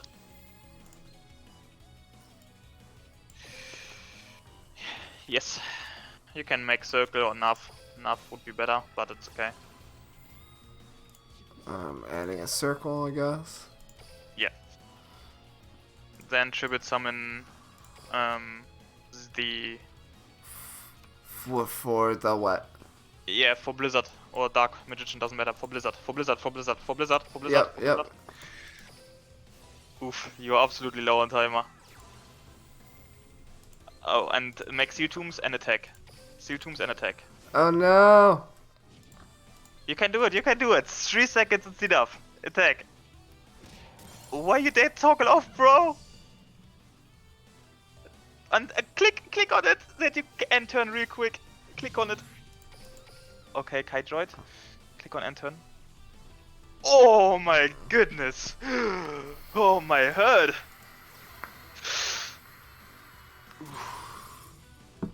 Cyclone, we cool with that.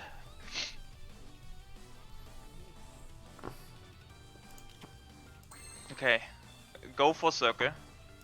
Go for circle. And then go afterwards, you take navigation. Go for rod.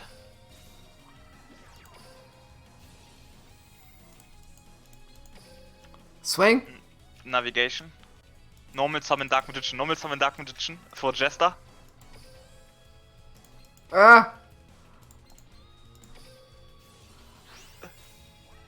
Oh, bro! Oh no! Ah! Yeah, I should have lost that. That's too funny. Yeah, this was normally a win. If you're activating the TTH, at the Yeah, start, you would won that. Okay, do it again. One more time. Yeah. Do it again, I Damn. didn't see. Oh, Ohimi wasn't here? Ah, that was a spicy duel, but not in I favor saw of it, I Craig. just forgot that I had to push to talk. Oh. Big oof. HeyHeyCraig, welcome. Welcome here, HeyHeyCraig. Okay, you're going second. Oh, I don't like it to going second, but maybe we're gonna see Meta Fizz. YouTube! We got Wonder Wand too. Oh, get us a Jester or the Rod. Ancient Gears. Oof, Agent Gears. HeyHeyCraig, thank you for that follow, buddy. But the only good thing is, Agent Gears...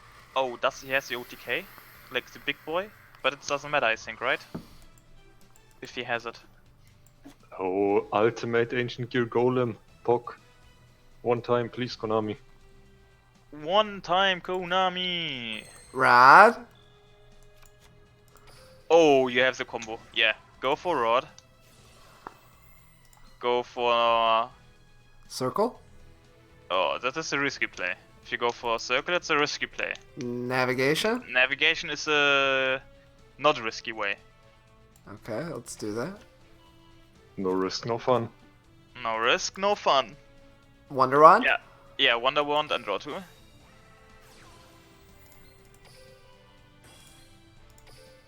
I mean, it doesn't matter. Yeah, you can only draw good cards. Okay. They are still good. They are still good. Like set all 3 and he is set all 3 and it's his turn. Seal Tombs. No. Nah, not needed. I think. I don't know. It was a favorite deck from Ohimi. Ooh, King of the Swamp. Okay, that's fine. We cool. I mean, with TTH you can destroy him, Are right? we really cool? I Can mean, we can, but then he summons the normal Ancient Gear Golem from grave. Yeah, the big one, the 3k guy. Yes. Yeah, but this is not a big problem. It's cool. TTH right here. Oh, can he do it when we TTH him on the If you polymerization? TTH the gear frame, he can special summon all the golems he has in hand, so I wouldn't do that. Okay. Okay, we wouldn't do that, okay.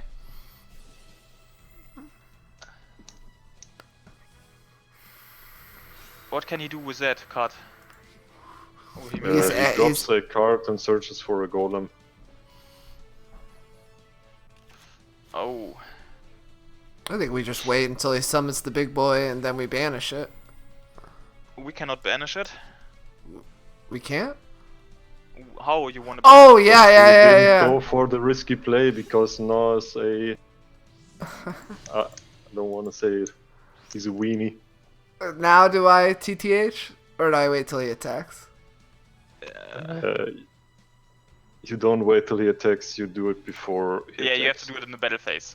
For sure. In the battle phase. Yeah, yeah. When he's going into, but you have to toggle on. Don't think you have to, but... What is it? Jesus. Daniel He 27, really what's wants up? to kill you, man. What is it? Plus What can he do? 1500. Oh. Okay. Doesn't matter. But look at this big boy. Okay. And now you can TTH. TTH The Ancient Gear Destroy Rider. and the... No, the other one. The gear frame? Yeah, because the gear frame, when he attacks, you cannot activating spell and shop cards. Yes. Ancient Gear Golem. He's just making death damage, right? Yeah, so do Yeah, I he activate? pierces and he has the stun effect. No spell traps during his attack. No, don't do it. Don't do it. Don't do it. Don't do it. Don't do it. It's fine. Hope he is attacking with the big boy first. And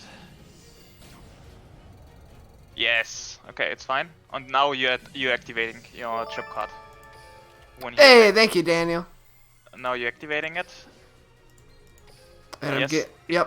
and I get Jester. And you get Jester. You can double Dark Magician is better, I think. Double Dark Magician. Double Dark Magician, and we are cool.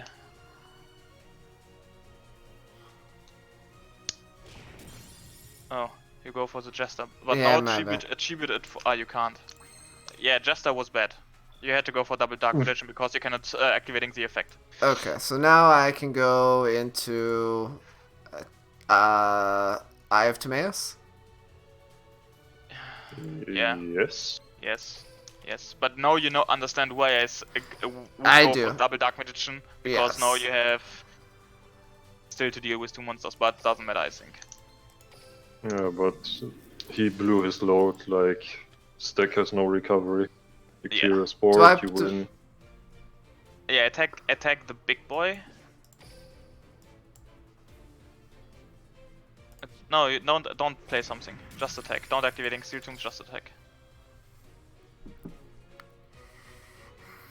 Yeah.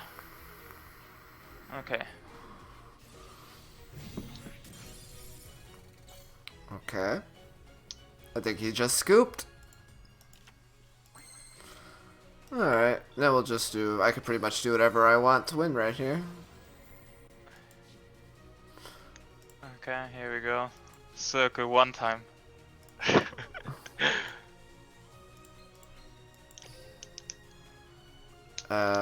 Okay. I guess it doesn't matter. Let's just swing in. Okay, guys, we have to make one more duel. Do we really? Yeah, we have to. Okay. This was not a meta duel. This is not a valid duel. This is not valid, YouTube. This will be on YouTube, so YouTube! YouTube! Okay, one more time. Coach Craig and Christians, bro, we're going double time out. I saw first time we went timeout with Dark Magician. Yeah, there's no way. There's no way we would. Okay, Kia Seki. Okay, guys. Loomis and Umbra against NaW and Craig. The dream team, boys. The dream team. Okay. We'll see what he does. Okay, you need to top deck something.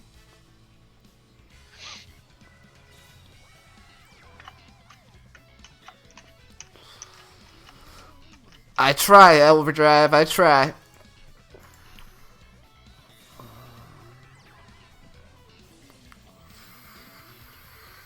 Cosmo. Yeah, Cosmo.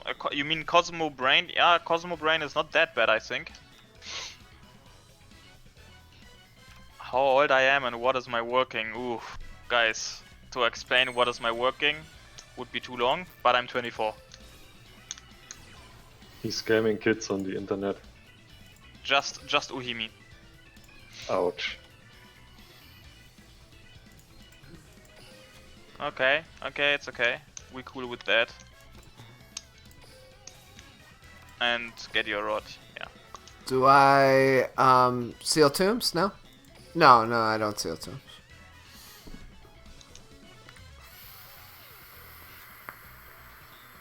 Okay. But guys, do you see it? Konami itself was asking me. TTH right now? If you TTH, just imagine he can search something with Barry. Yeah, that's true. So no TTH, let him do his stuff.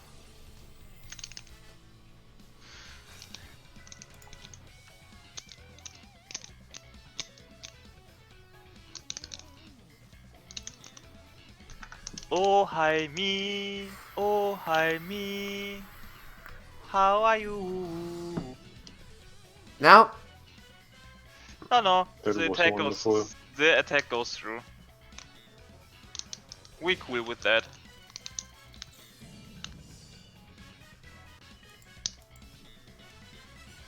Oh hi me, oh hi me, ooh, oh ho ho ho, oh hi me, oh ho ho oh hi me, oh hi me. Cosmic. Why? Okay, but we cool with that. okay, Rob. Yep. Yippity yep yep. Yep yep. Dip dip dip dip dip dip dip. Okay. Circle, magician, or navigation? Yeah. Get Navi- navigation. Navigation. Set. Yeah, set it. Yeah. Okay. Seal tombs, nothing. Set it. No, you can activate seal tombs. Yeah, you can, but Ooh. you're gonna toggle on. Toggle Okay. on. Do I attack at all? Yeah, you attack, but toggle on. Yep. Attack on the 400 guy.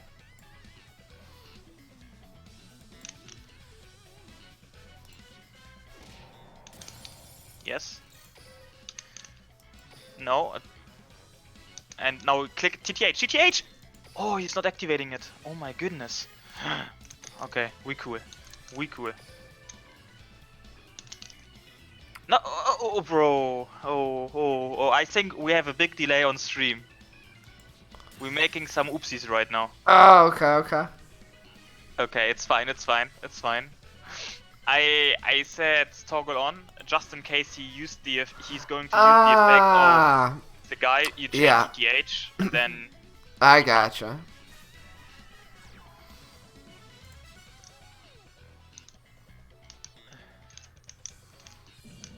but it's just because Uhimi is scamming you. Do I take it? Or... You don't have to take it. Navigation. Enough is enough time to bully him back. Navigation.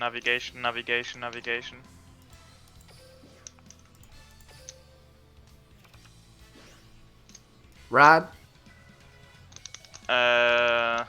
This one and get rod, yeah.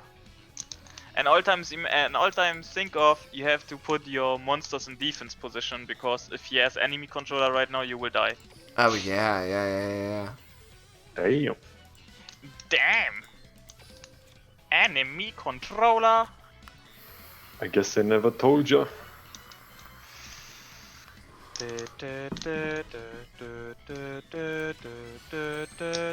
Ooh, circle.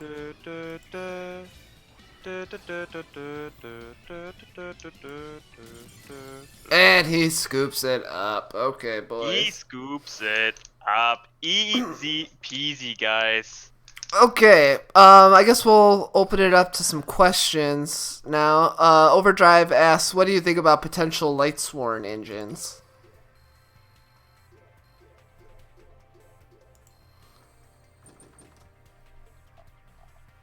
Ooh, do we have Max K here, the legend in stream?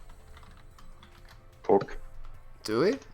Yeah, we had to. He just texted me. Oh, he's here? No, but I couldn't ping him, so Nah. he was just here to ask for the Wonder One DM list. I see. He is a little gauner, we would say in German. Remy, why you teach that to everyone to be a gauner? Gotta do what you gotta do, man. Alright, so now what do you think about Lightsworn potential? Lights one potential. To be fair, Metal Overdrive. I don't want to like just the one. Sorry. The fake Judgment Dragon we got. You think we get the fake Judgment Dragon? I think we are getting it as a Blair level up. Yeah. Or which card else he means? The Twilight Sworn stuff. Probably. Which one? Lyra and Raikou. Yeah, I mean it's cool, but I think not good enough. I thought he's thinking is I think he is thinking of Brigade, the lights one card where you can add one lights one from your deck, mill 3 cards. Or Solar Recharge, but I don't think that we get something like that. I don't think so. Do you think we'll have a possibility of getting Lightsworn stuff in the next box? No. No. Like which one? That's the question. Oh yeah, I was thinking Judgment Dragon. Never. Brigade. You don't think we'd ever get Judgment Dragon? No. No. No, not now. Okay. Do you think Matt it'll? Lower Drive, he goes all in. He was Brigade, Raiden, and Lumina. We just had the discussion yesterday in the German voice call, and I already said we will never ever get this combination. I don't think so, because it would be too crazy. Like, go for Brigade, go for Lumina. If we still get Solar Recharge, you play Solar Recharge. Then you go for Lumina, discard Raiden, get back. You go for Black Rose, pop the field. You go for Judgment Dragon. Too many plays, and you cannot interrupt everything. So, nah, I don't think that we got something like that. Damn. All right. That would be crazy, but I mean, they give us banishment for Dark Lord, so yeah, I don't know, but I think it would be too much. Too heavy. Too heavy. Yep. All right. Anybody else have any more questions? Ohimi, you had some questions. Did I? Yeah. Okay, you gotta help me on that one. Really? I totally forgot my questions. Really? Oh, bro. No, really? I just made the stream for you because you told me you have some. Oh, I was ready to answer all your questions. What the fuck, man? That feels bad. That feels bad. Craig. Yeah, I got nothing. I'm good to go, boys. I got nothing else. I'm hoping for a ban list and a box before Sunday. Sunday's the Pro Series Invitational, so it'd be nice to see something new before then. Yeah, me too. I hope we get something new, then the podcast will be more fun, but I think today it was really funny, I think. Yeah. Still, if you didn't get something new, it was fun. But yeah, guys, have a great week. Don't be that much disappointed with Konami.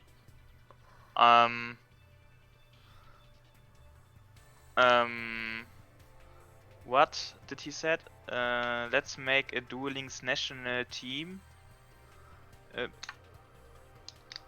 I'm 500 packs away from 1% now. What's it got? Wow, that's a lot of packs. Boxes? Does he has over 20k boxes at packs? 20k, Jesus, man. Yeah, I have 14k, and I thought that was a lot. Gotta look it up. I have like 7 or 8k maybe. I never heard about Boxit, but Boxit goes all in. Yeah. Into Konami. Konami will love you. Send your stuff to Konami. They will help you out then, and maybe they will give you 500 more. How many prismas I have? I don't know where I can check that. Do you have This is new. You gotta count them. Yugi? Oh, yeah. guys, do you see the stream? This is a new Yugi. This looks even better, this Yugi. Yeah. Raffle made this for me. Oh, send that to Konami. They're gonna change it. Yeah. Their Konami is old school. Your Konami is the future. Yep. No, guys. I think I hope you have all a good day today, good night, and we gonna hear us all later. Yeah. Oh, let me check and see who's online. Boys, join the Discord. We have a Pro Series qualifier coming up here in 5 minutes. So if you want to play in that, make sure you join the Discord and go to tournament signups. Who is online? Nifroth. Okay, so we will raid Nifroth, and we will see you guys tomorrow then for streaming a Pro Series qualifier. Yay! See So- you later, guys. Yeah, see you later, guys. Yep. Peace. I love you all. Thank you, Raw and Nohimi, or Raw. Jesus Christ. Thank you, NaW and Nohimi, for joining me. And later, boys. I love you. Goodbye. All right. Alright, that was fun today.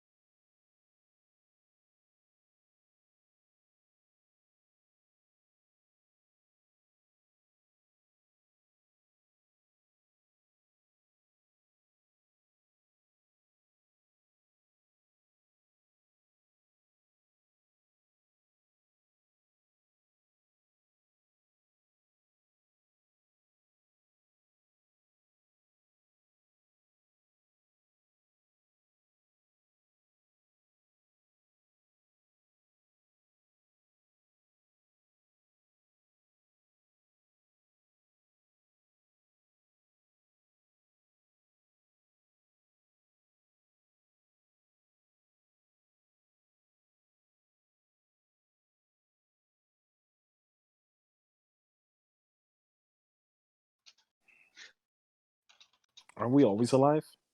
Oh shit! My ears. Let me turn you down. Okay, we're good.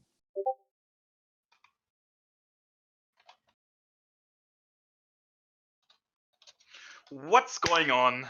Hello. ¿Qué pasa, amigos? Dominadamento. Now I destroyed the opening from Craig. I'm sorry, Craig. Ay caramba.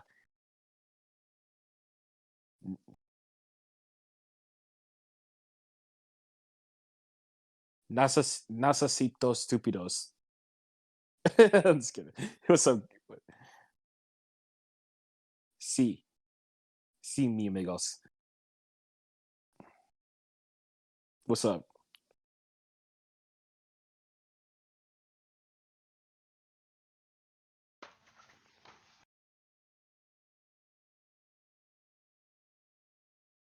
So much happened in literally in the span of 24 hours.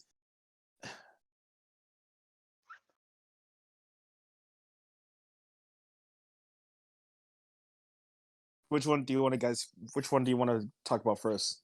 Like everything. Yeah.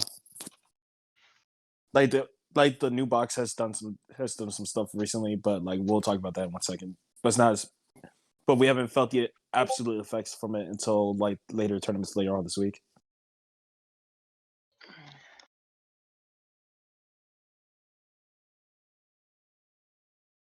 One second, guys. 1 second. I have to go out real quick. 5 minutes. Dang it, nah. And then yeah. But what up, Trap Dexter?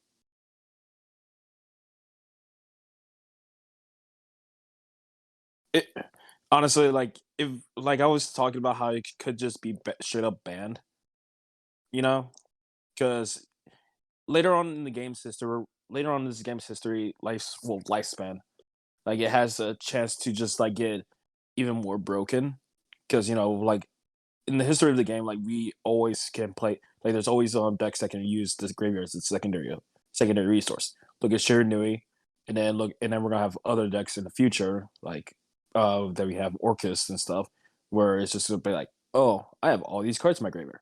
What can I do with this?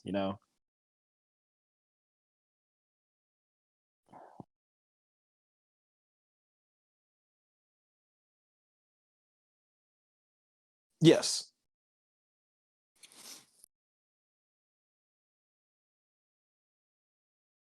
Grass. I was actually in a unlimited duel room. It was a bad time for everybody. I was I was I did not drop a single game in that duel room in the 2 hours that I was in it.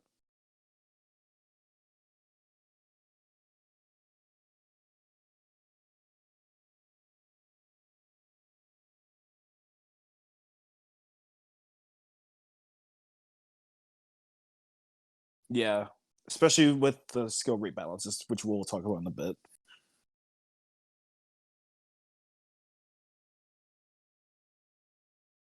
Oh man, I'm by myself. Okay, thank God. Thank God NaW's here. Why? Because Craig had to leave, and I was about to be by myself for a few minutes if he didn't show up. Okay, guys. So We're talking about grass right now. Well, we just finished talking about grass. about grass, that it's getting on 1. Yeah, it's going to 1. Yeah, I think that's cool. I think that's not bad, to be fair. Like, grass is a really good card in some good decks. Yeah, we're just talking about how it's gonna overall moving forward. We're gonna have so much more graveyard centric cards and archetypes coming. So especially with Lightsworn being introduced, we can't just have 3 charge, 3 soul recharge, and then 3 aggressive screeners just running around in the meta game. Yeah. All right, so limited to 2. So first off, we have Dark Lord Eggshell. Can you guys hear me now? Yeah, I'm we can hear you. Okay, let me Okay. go on Duel Links meta as well. Then I'm up to date with you guys, and then I can give you all my thoughts. Your swords? Yeah, my feelings, Oh, my okay. my thoughts about the tier list. It's the wrong word? No, you're right. You're right. Oh yeah, okay. So Dragoon is just He's trolling you. Yeah, homie. He's confusing trolling. me. Yeah. Okay, Trap Dexter, good. okay. Where is it? Is it not posted on the LM? Yeah. It's a balance update. Ah, here. Yeah. Skill and balance updated. Okay, so again, grass is greener. We just talked about. So now we'll go to the limited 2 list. Dark Lord Eggshell. Dark Lord Eggshell. Well, again, I kind of feel like this didn't have as much to do with maybe Ixchel as it had to do with what we got in the new box as well. Could you imagine playing Ixchel and having access to the Lightsworn stuff? To be fair, people gonna say that the Dark Lord it's now better than before, but I think this is completely nonsense. Yeah, because No. you can't play any techs anymore. Yeah, this is Definitely the first not. thing. Like a best of 3, it's getting pretty hard. Maybe in a best of 1, like in a teamwork match, it's getting okay. But in a best of 3, I don't think that this deck's got better. Like I think it's one of the worst decks, to be fair. It's definitely one of the biggest losers coming out of this whole Yeah. list. Yes. Yeah, Monkey D really just wrote it. It's definitely over Lightsworn Engine. Definitely. So a while back, there was people who were experimenting with Dark Lords with the Lightsworn engine before we had Charge of Light Brigade and all that. Like, it was mediocre at best, but like right now it's just like without 3 eggshells, it's just like I wouldn't even want to touch the deck at this point, because like you have, so you're playing like what, 1 contact and 1 eggshell, like you mill one of them and like No, you don't have a you way don't to play Itchel anymore. You play Itchel is out. You play eggshells 3. completely out. Yeah. You play 3 Shards of the Light Brigade, 1 Lila, 1 and 1 Raiden. Is it Raiden? Yeah, it's a Raiden. card. Raiden. Yeah. Okay. Yeah, and Raiden. So that's the card you put in, and then with charge you hope that you mill something, and of course you still need your banishment in hand, and this is the main factor behind that, right? Before you could draw with itch into your banishment or your contact into the piece you needed, and right now you need all the pieces in your hand, right? You need your banishment into your hand, and you need your Light Brigade in the hand. And then, of course, with the Light Brigade, you need luck to mill something good.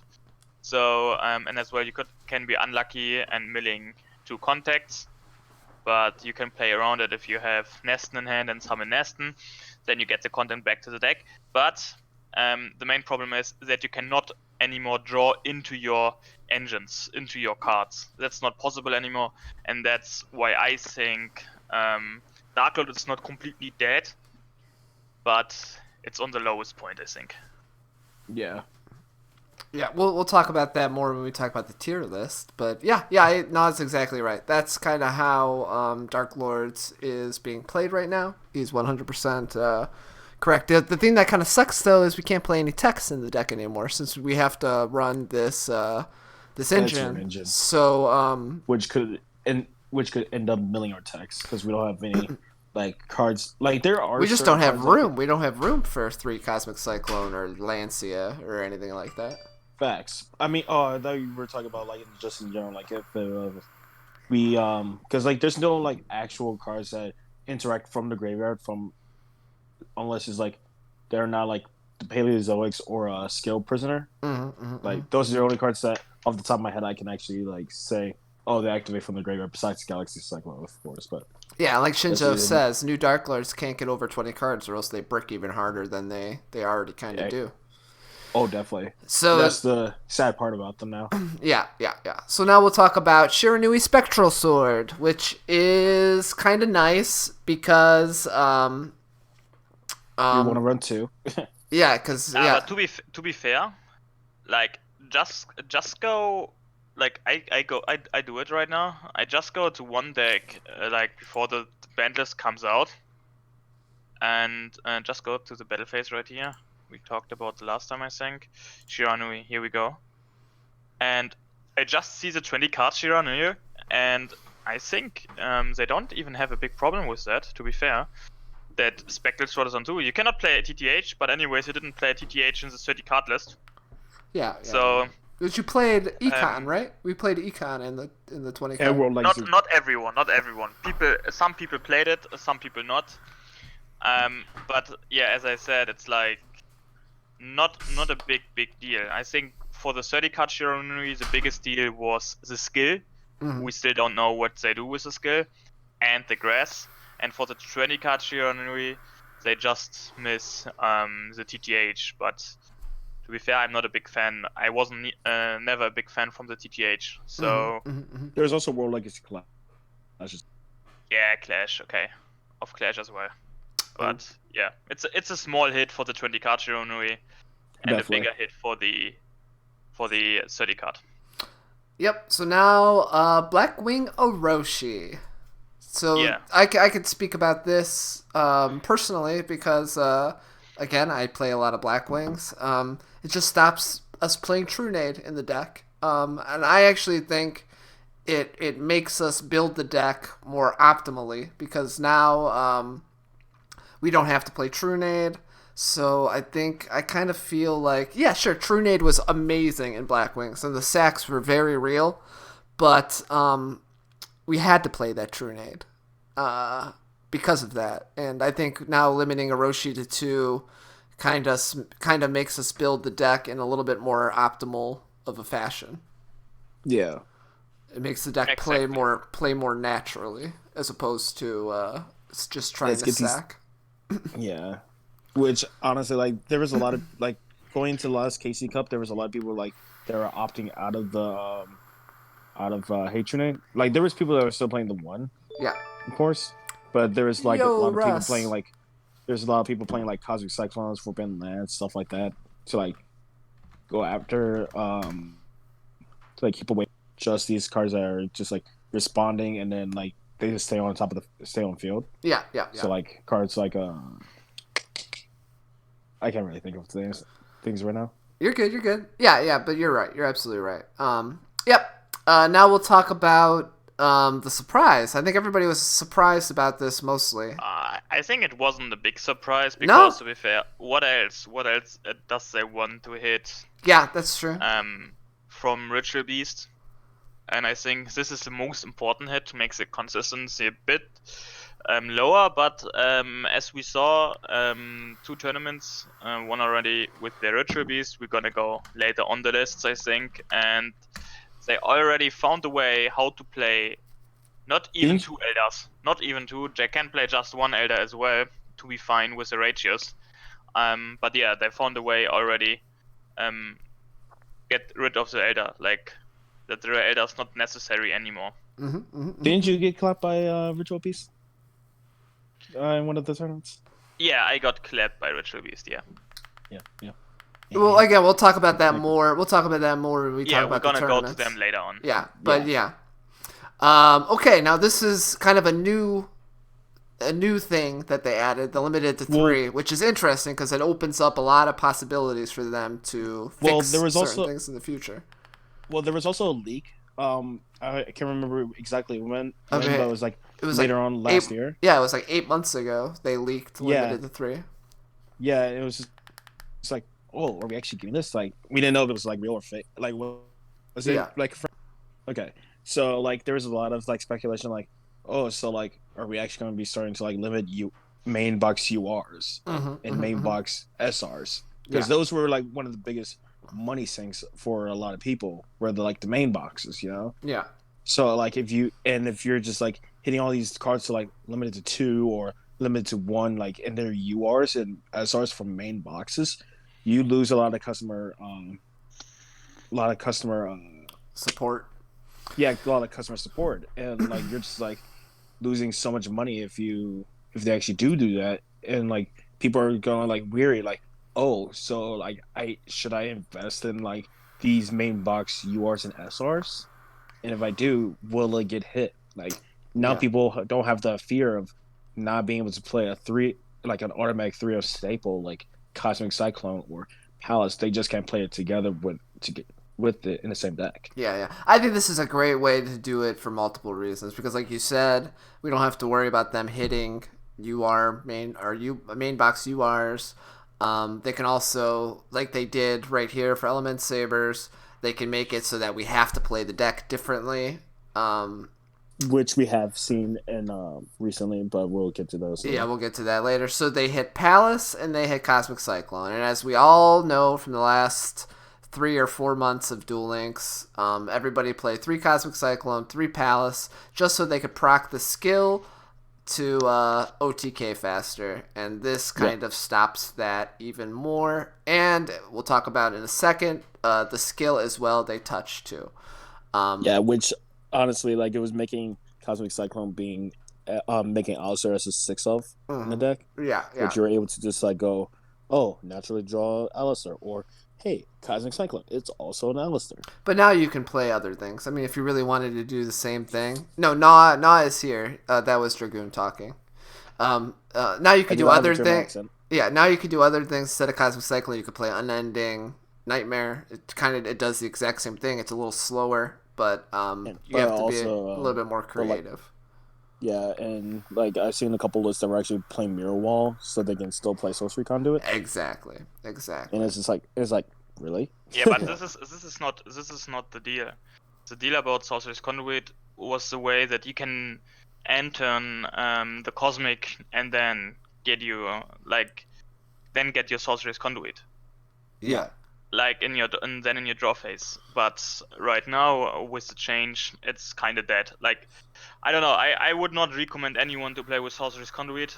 In my ways, it's like a bit too slow, and you have to pay either yourself to with 1,500 damage, or you have to wait until your opponent gives you 1,500 damage. But usually, that if they're going for that much damage, they're trying to go for game at that point. Yeah, and this might be too slow. So I will never recommend you guys. And really, I can tell you that my favorite deck since the last months was E-Sabers. Like, really, E-Sabers was my favorite deck. I love to play them, but Same. I cannot play them anymore because of the Sorcerer's Conduit and the Cosmic. Because this was a big advantage. Cosmic enter and get your Alistar whenever you want, and then go for the OTK. It's not possible anymore. So in my opinion, the deck get a hard time right now. I mean, you can still play it, but just with another skill. It's still playable, but not like before. Yeah, but in a different way as well, because like there's no way I would I would definitely not recommend trying to play the skill or E-Saber invoked at this point in time unless there's like people bringing out like the new versions of it, but we'll see how things may shape up. Yeah. Okay, so now we have our removed from the Forbidden Limited list. Wiz, is this going to bring back for hires? No. Cyber Petite Angel, is Cyber Angel's going to make some sort of comeback? No. Yeah, I would have to say no, probably as well. All of the cards which comes back will not make any changes, I think. Yeah. Vion is actually really interesting to me. Why so? So, yes, it's a worse version of Blazeman. Yeah. But it also allows hero decks to have another avenue of like going for Trinity Crush as well. But it was limited to 1 or it was limited to 2 previously? It was limited to 1. So now we can play. I mean, do we really want to play 3? I would definitely play 2, but there'll be some times where, but like with heroes, like they actually have cards that actually rely on graveyard. Mm-hmm. In the near future. Well, not in the near future, but like in the future, if we keep getting more hero support, which we obviously will, because Konami. Yep. Of course. They have more heroes. Like there's more hero support cards than they know what to do with. Mm-hmm. Okay. Go ahead. But it's definitely a card to look at, and especially with Dark Cavalry, like it could definitely do something still. Like yes, my monster cards got hit, but like we don't know to the extent of how badly like that skill was hit. Yeah. Okay, so now the number 1 played skill in the KC Cup and in most tournaments, Sealed Tombs. Now you can only activate it if your life points are lower by 1,000. Yeah, by 1,000. So that pretty much stops all turn 1 Sealed Tombs. Yeah, like you have to go like unless you're going second with 3 Cosmic Cyclones, then I would not play the skill. Yeah. Nah, what do you think? Tombs, I think this had the most impact, like from all the things it got changed. Tombs has the most impact on the whole meta. Yeah, 100%. 100. Because how many decks were playing a Shizu? Every deck is playing. Like right now, every deck is touching the graveyard. Yeah. If your deck, when you're playing a deck in Duel Links now, you're just like, okay, how badly does Sealed Tombs affect me? Like, if you really think about it, like, it was like, Shiranui just gets colded by this deck, like, by the skill. Like, if your opponent has Sealed Tombs and they set up, like, a really sick board, and Shiranui was able to, like, couldn't even do anything to, like, set up a defense, like, what do you do? What do they do? You know? Yeah. Well, see now, like Shinjo says, no mortal can resist. Didn't get touched. You could make an argument that no mortal resist is now a better version of Sealed Tombs in a sense, because no mortal can resist can pretty much do the exact same thing to stop your opponent from using Seal Tombs, but it makes it a much longer impact overall. So yeah. So I think we'll be seeing a lot more No Mortal Can Resist over Seal Tombs in the near future. But we'll see if that becomes like the staple skill for most decks. As we talked about already, Sorcery Conduit to 1500. I love it. We talked about it a little bit before. I don't got much more to say about it. What do you guys think? Anything else? Nothing. About which one? Sorcery Conduit. I'm gonna Sorcery Conduit, my old friend. Yep. Okay. Compensation. Once Good per riddance. turn, twice per Get outta duel. Yeah, I feel the same. No more abusing with Dark Lords. No more abusing with Lightsworns. We can't abuse with Lightsworns. We can't abuse with anything now. So fantastic. So Now here's this 3 skills that we're Yeah. we're just like waiting for like all the math nerds to like just like help us out with. Yeah. So this will be kind of what determines the meta a little bit better. Spell Specialist, Trap Layer, my monster cards. More so my monster cards and Spell Specialist. Like those are the 2 skills that were being played the most out of those 3. Yeah, so right now on the ladder, Spell Specialist Lightsworns is pretty popular. We don't know if that's going to be the skill when it's all said and done because they're changing the probabilities for all these different skills. So we'll see. I really can't comment because I don't know what they're going to be. So I hope they don't nerf them so that they're unplayable, but I hope they nerf them a little bit. I hope it's because like the math was like somewhere upwards of like 78.2% or something like that. Yeah, something crazy. And it was like 81% if you went second. Like, I would like it to be like at least like in the 60%. Mm-hmm. And then like if you go second, then like in the like lower 70%. Like that's what I would like to see happen with them. But I don't know. It's Konami. Only they know what they're gonna do with it. Yep. Okay, because I actually enjoy playing Dark Cavalry. Yeah. Now we'll talk about something that I think could be very, very interesting. I think if they add the right cards, Creator could be very, very interesting. Now, to make this good, they have to, I think, they have to give us something like Mirror Force. They have to give us something. Pot of Avarice. Oh, that would be so good. Painful Choice could be super cool. Oh god, Painful Choice. Snatch Steal. Any of these like super OP cards. Yeah, but what does it mean, a powerful card?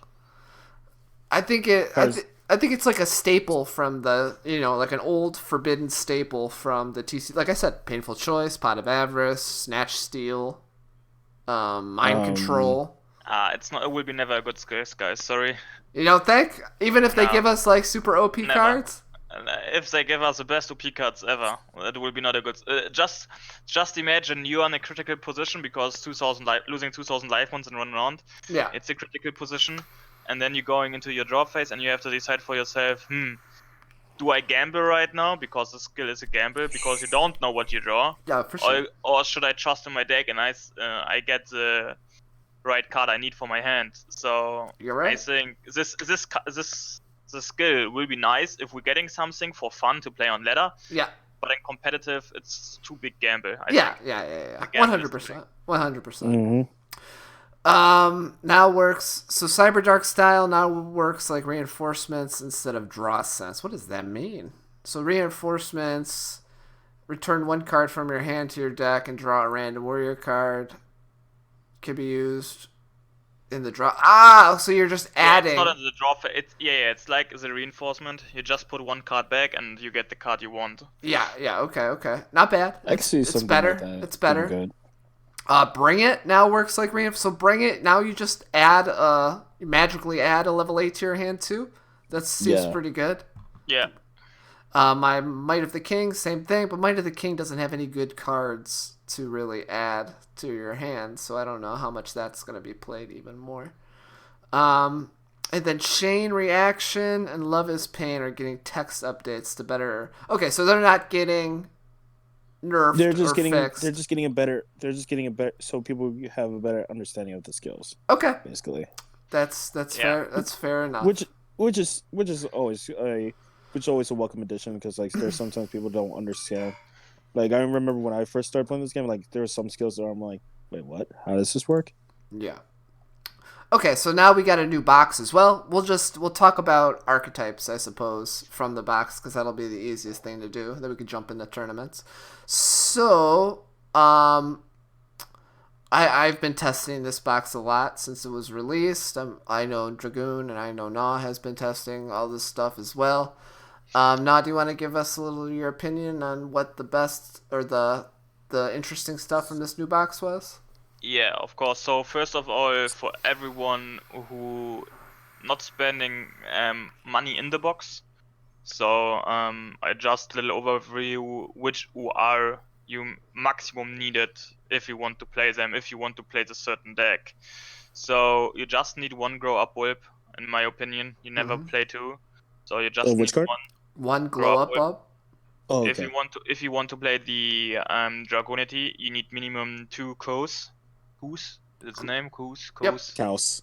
Or Yeah. something like that. If you play Gladiators, in my opinion, I wouldn't play as well, not more than 2 Vespasios. Mhm. Just because if you just have Vespasios in your hand, it's a kind of dead.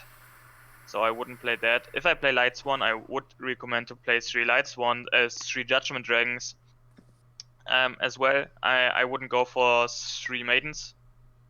You can play 3, but 2 might be enough as well. If you want to play Gishki, then I think you need 3 of that one. I mean, 2 might be fine as well, but it's better to have it on 3. Which one? The Shadow, the SR, or the UR? No, the Soul Ogre. Soul Oak. Okay. Then Michael, just one time. And if you want to play Blue Eyes, you need the Spirit Dragon twice. But here as well, I never summoned the Spirit Dragon twice in a duel.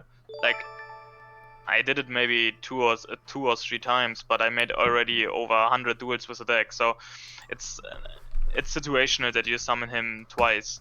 So you could reset the box if you go 3 times in. You could reset the box if you draw the Judgment Dragon. Then you could reset, go in again until you got the cards, and then you can reset again.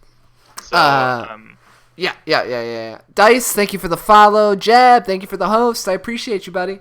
Yes. So 1 to 2 Spirit Dragon, 1 Michael, 3 Soul Ogre if you're gonna play this, 2 Maiden, 3 Judgment Dragon, 2 Vespasius, at least 2 Koos, 1 Glow Bulb, and anything on Verse Raider. Probably it doesn't matter. I don't see Verse Raider being played.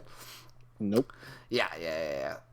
Okay, so then we got these super rares, which if you go into the box, you'll probably get 3 of. Yeah. But which do you want to talk about specific archetypes then? Yeah, I can do it right now. Like about the SR, we don't have to talk about how often you need them. If you go in, you will get them 3 times. What I really like is the engine. We have Lumina, we have Raiden, and we have Charge and Solar. Solar's most times not needed, but the Raiden and the Charge gives you a lot of power in your deck if you want to get something into the graveyard. And as well, if you have the Lumina, and if you play 3 of them or 2 of them, you have all times a free synchro. So they have to out your synchro, or they have to activate something on your Lumina. The engine is really nice, works in a lot of decks, and I'm testing with them in different decks as well. I really like them. Then to the Lunar Lights, we have the Martin. It's a pretty good deck. I think if you get the big boy out, it's the first SR, the Dancer. It's a really good one. You cannot target this card, and it mostly have 3,600 attacks, so it's quite hard for the opponent to come over it. Shiranui just with the synchros, and Blue Eyes normally can scoop against that card because they will not come over that card unless you're playing Field Spell. Then we still have the Sage, my favorite card. I love this card. Yeah, if I could, I would marry him. If it's a girl, a man, I don't know. But I love this card. My favorite card in the whole box. Then we got a support for the Gladiators. A really good one, to be fair, because With the Vespasios, you can get 2 monsters on the field in after your battle phase, and then you could pop 2 cards from your opponent, which is kind of nice. I really like that. And as well, we got some, let's say it's spicy, it's trap card, the World Legacy Pawns.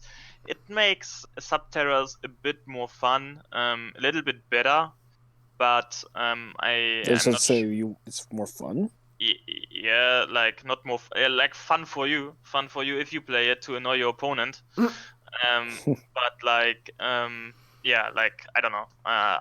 I wouldn't play Subterror, so I wouldn't play the pawns as well.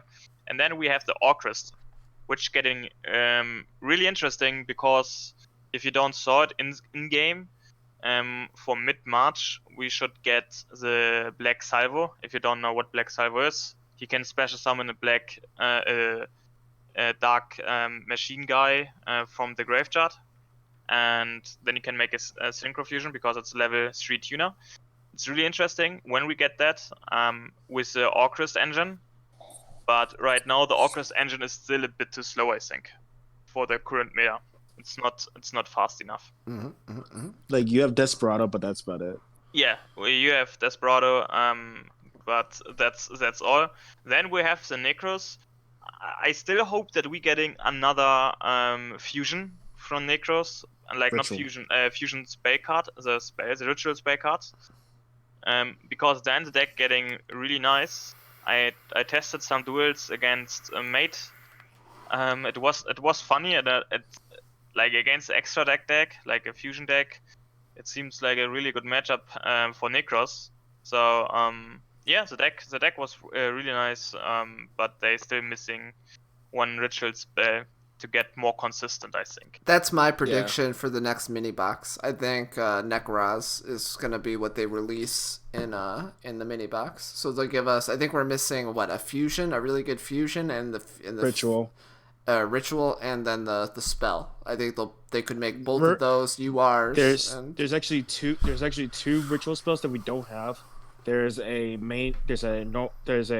another monster that's not a ritual, and then there's about 3 rituals that we're missing.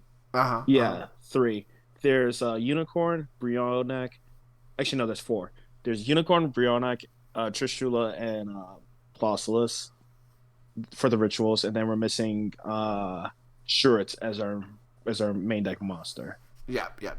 I think that could be an easy mini box for them next time to sell. I draw my phone on my face. I mean, we can see definitely here how they build the cards, right? Like which is the UR and which are the SR. We're gonna, because Konami made important SR cards. Like they put important cards to SR because they can ban them or put them limited or something. So we don't see Light Brigade on a UR because if it's getting too strong, Konami could react on that and put it on 2. And as well, I think with the Necros Kaleidoscope, if it's getting too strong, they can just put the Kaleidoscope on 2. So in my opinion, maybe Konami thinks about to give us more with Necros. But right now it's like still not competitive. We still need Ritual Spell to get competitive. But I'm pretty sure that we're getting that soon. Yeah, I would 100% agree. I think going into the next KC Cup, if we got Nekraz, that's gonna be fun. That's definitely nasty. That's definitely gonna be a deck that we're gonna be on the lookout for if we do get more support for it. Yeah. All right. Anything to comment about in the rares? In the rares, I think very interesting is the Gladiator card. As well, the big boy. It's like, I think you cannot target that. I'm not sure about that. What was it? Where is it? Yeah, the Dumitanos, the big boy, the 5th card in the first row. Like you can negate one card, one quick, like one monster effect from the opponent. So it's nice. Yeah, and I can choose the targets from my opponent when he attacks. So I never thought about it, but it sounds like that you can decide which monster you can attack. So you can all time say, attack my big monster, please. My Dumitianus. That sounds a bit broken, but I'm not sure about that. I mean, the opponent just don't attack, but yeah. But it's a nice card. But I still not really important than the SR card for gladiators.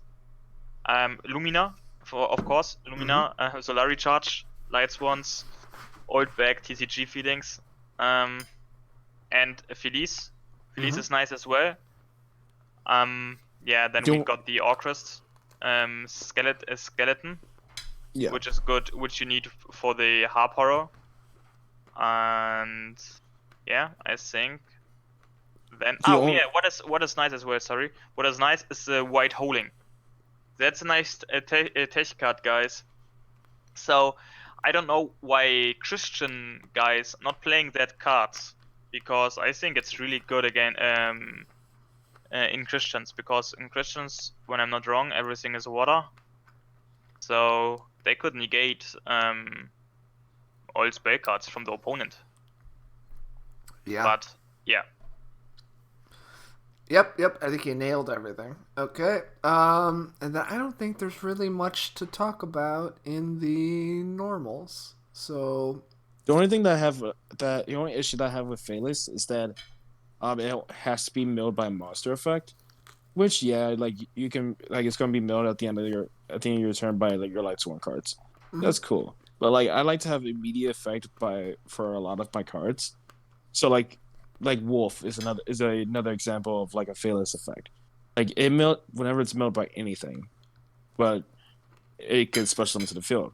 But with Phaelus, you have to mill it with a monster effect, and you have to wait until your next turn for it to be able to pop something. You know. Yeah. So that's the only thing that I have. That's the only gripe that I have with the card. But outside of that, it's still good, and it's still going to be able to be played with Lumina, which you can just discard it and then bring it right back. I think that's Wolf. The only thing then. I think optimally Wolf and Fellis should be played in Light Sworns, but they should be one-ofs. Yeah. Okay. Yep. Yeah, I think we are Gucci with that. Yeah. Yeah, and then in the neutrals, we just have a lot of Lunalights. And just one good trap card from Gladiators. Oh yeah. The Numachia, where you can tell the opponent that they attack all your monsters. So if you play Mirror Wall and you have to attack all monsters, they just mirror walling you. You're losing all your monsters if they are in attack position and if they can attack. It's kind of nice, but I think it's more than a meme than competitive. But if you want to meme in the ladder, feel free to build something with that, and as well with the Gladiator Rejection, which is as well a nice card. Yep. Okay. So, go ahead. There was one card that was brought to my attention by Esmir, I think how you pronounce his name. Mm-hmm. Yesterday we were talking about Lightsworns, and he was talking about March of the Dark Brigade. So it's a normal from this box. It's a target one Lightsworn monster you control, meaning your graveyard, that has a level added to your hand, then banish the top cards of the deck equal to its level, and then you can only activate once per turn. It's a hard one. He was talking about how it can easily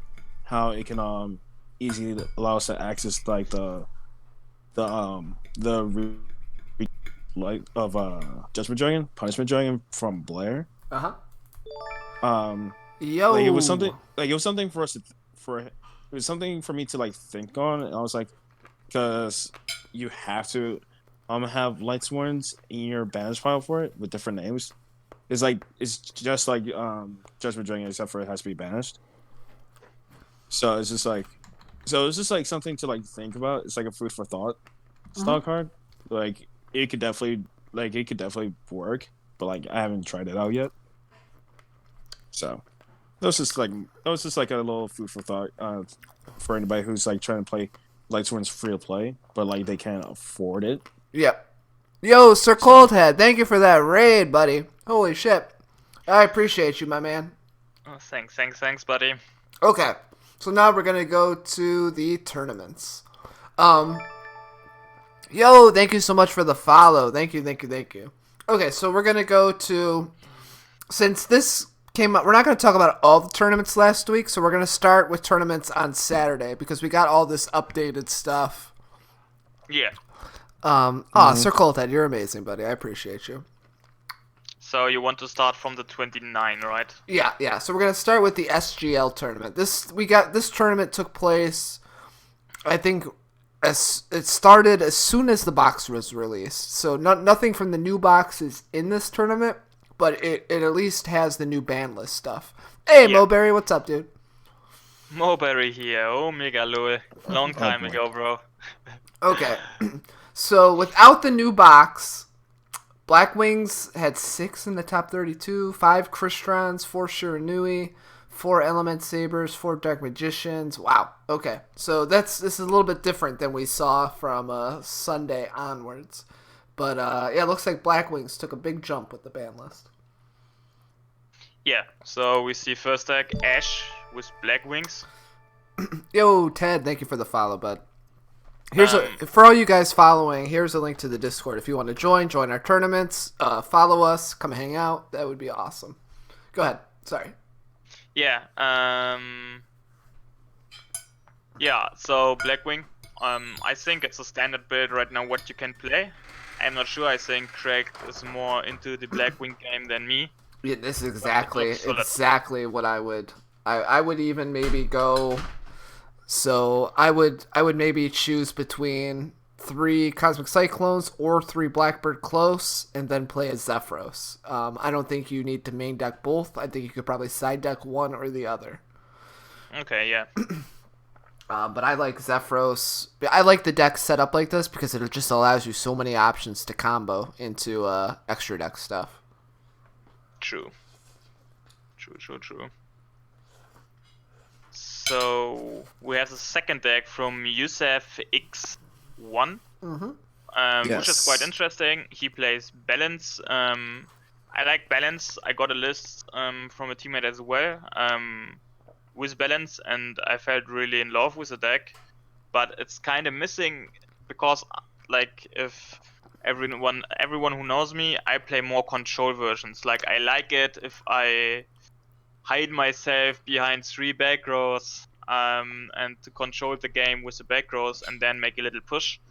And with Balance, I see he's playing enough back row, but it's not like with Balance. It's not kind of the same with before because I'm missing the push you can do with the Cosmic Antern and then going for the Alistar and the UTK. Mm-hmm. So this is what I'm missing because now he had to hard draw the Alistar. He has no out to get the Alistar somehow into his hand.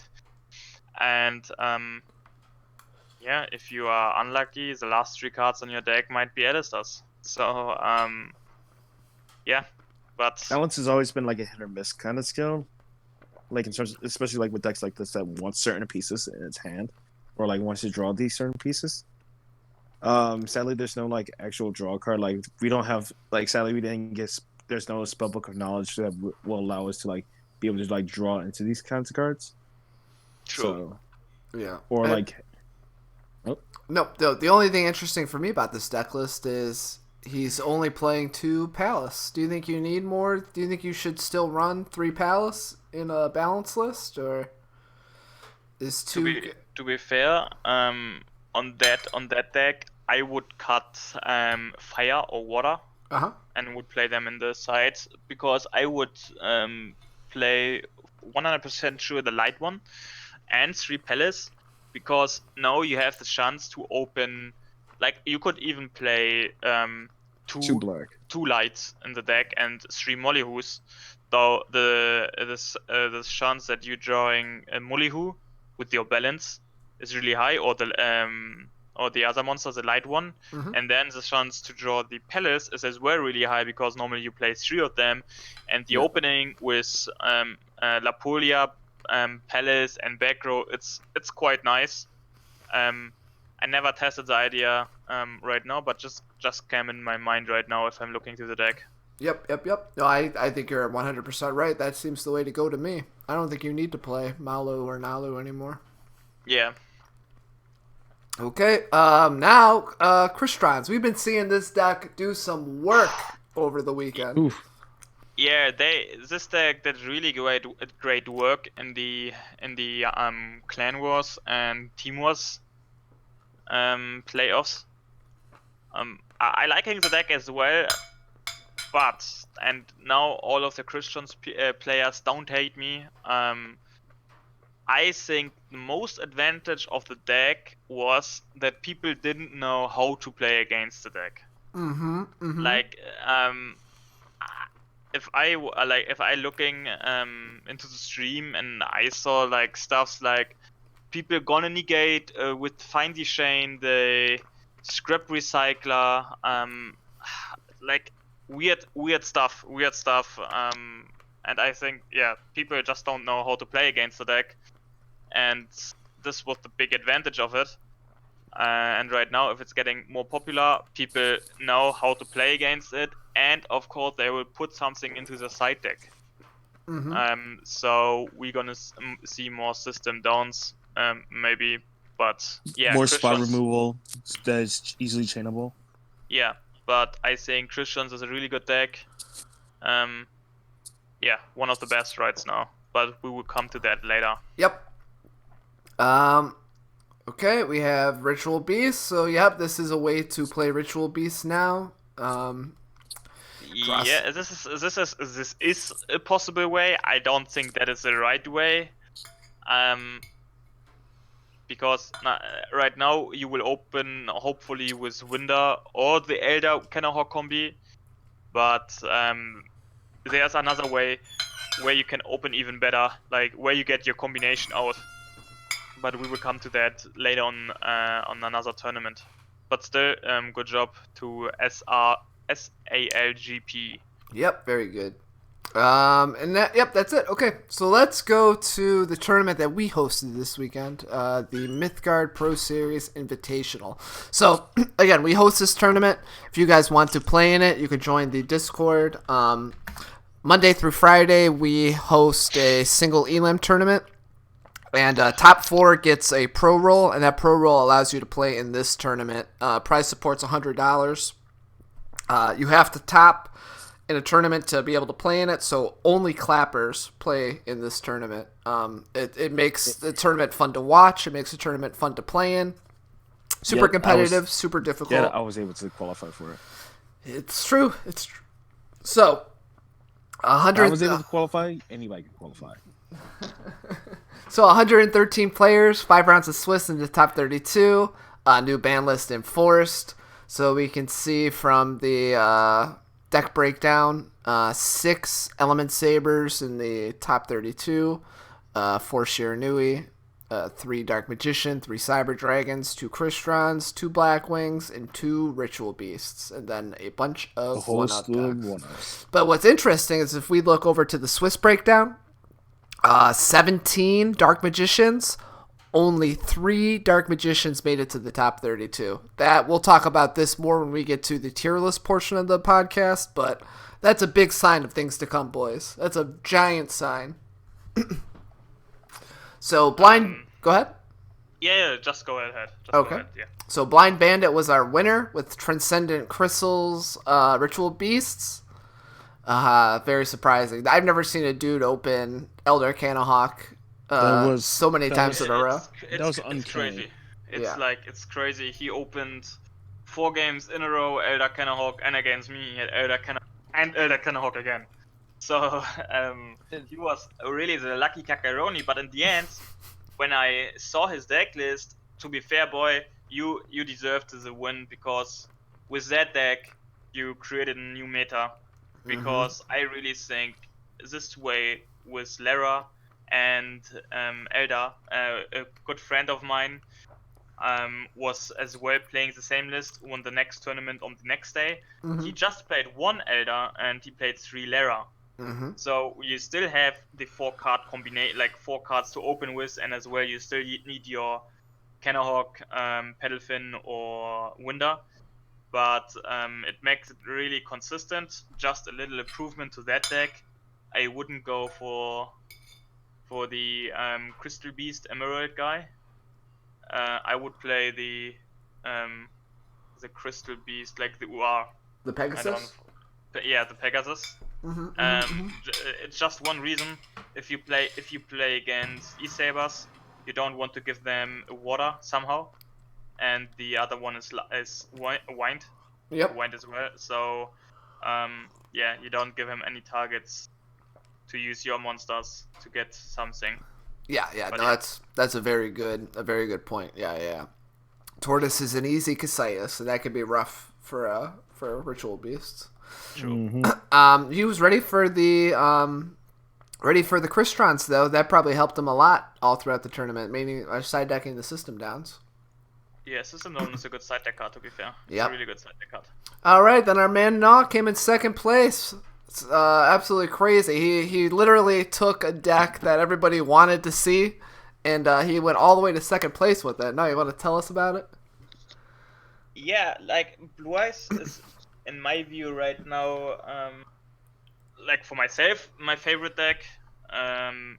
Like I would, like if I play in the weekend the MCS, I would play Blue Eyes just because the first starter combo, like open a Sage, getting your stone into the hand, and having a Raigeki break set, it's crazy. Like even a Cosmic wouldn't be annoying because you was just saying the Raigeki break, discarding the stone, destroyed the Cosmic, and then in the end phase you get your monster out to pop or to get your Blue Eyes up to the field from the opponent. Yeah. It's for myself, like really, I just lost one match against Cyber Dragons. I went twice, like both duels second, and he opened the whole combo. So in my end turn, he destroyed me the whole field and gave me the OTK. So nothing I could do. But the other games against E-Sabers, like E-Sabers was really free. This matchup was like, I don't know. Like I won one game normally. E-Sabers can stall out. I won one game where I just stall out and my opponent had no card in the deck. Yeah, it's a really nice deck. I really love it, and it played really well. Yesterday I played it in another tournament. Got first place with a teammate together, with same list. The only change you could make is play one Maiden, play second Cosmo Brain, but yeah, the list went really well. And on the side deck was more meh. It wasn't that good, I think. The side deck was okay, but I would change a lot on the side deck. Yeah. Okay, that answers my question. Yeah, I would add a Cosmic. You would add a third Sure. Cosmic? Yeah, 100%. I have other cards as well in my mind. What I could add, but I like the Shadow Imprisoning Mirror because it doesn't interrupt me, so it is fine. What I didn't like was the system down. I mean, I didn't face any Christians. Maybe against Christians it would be nice, but I think Necro Valley would be fine as well. Yep. But yeah. Okay, Autumn Leaf came in third and fourth with Cyber Dragons. That is a nice list. Autumn Leaf with Cyber. I mean, I can write a book from Cyber Dragons. I mean, when I see Cyber Dragons, I get a big smiley in my face, and I have to think about ASAP because this man, I think he went yesterday in the tournament. He played with me, and I think he went 9-0 with Cyber Dragons. Like he clapped left and right. Like Cyber Dragon is so good. Like having like cybernetic overflow and just like being able to OTK out of literally like nowhere, and like being able to be like one of the only decks that can still abuse Cosmic Cyclone to its fullest is very good. Yeah. Yeah. And also being able to OTK out of left field using Concentrating Current or just TTH in face and then Concentrating Current your opponent's face, like, bruh. Yeah. It's absolutely crazy. His side deck's nice too. I like the side deck. What is the side deck? Yeah, It's a a- double concentrating current in the side, night beam, the herald. Yeah, it's nice. Yep.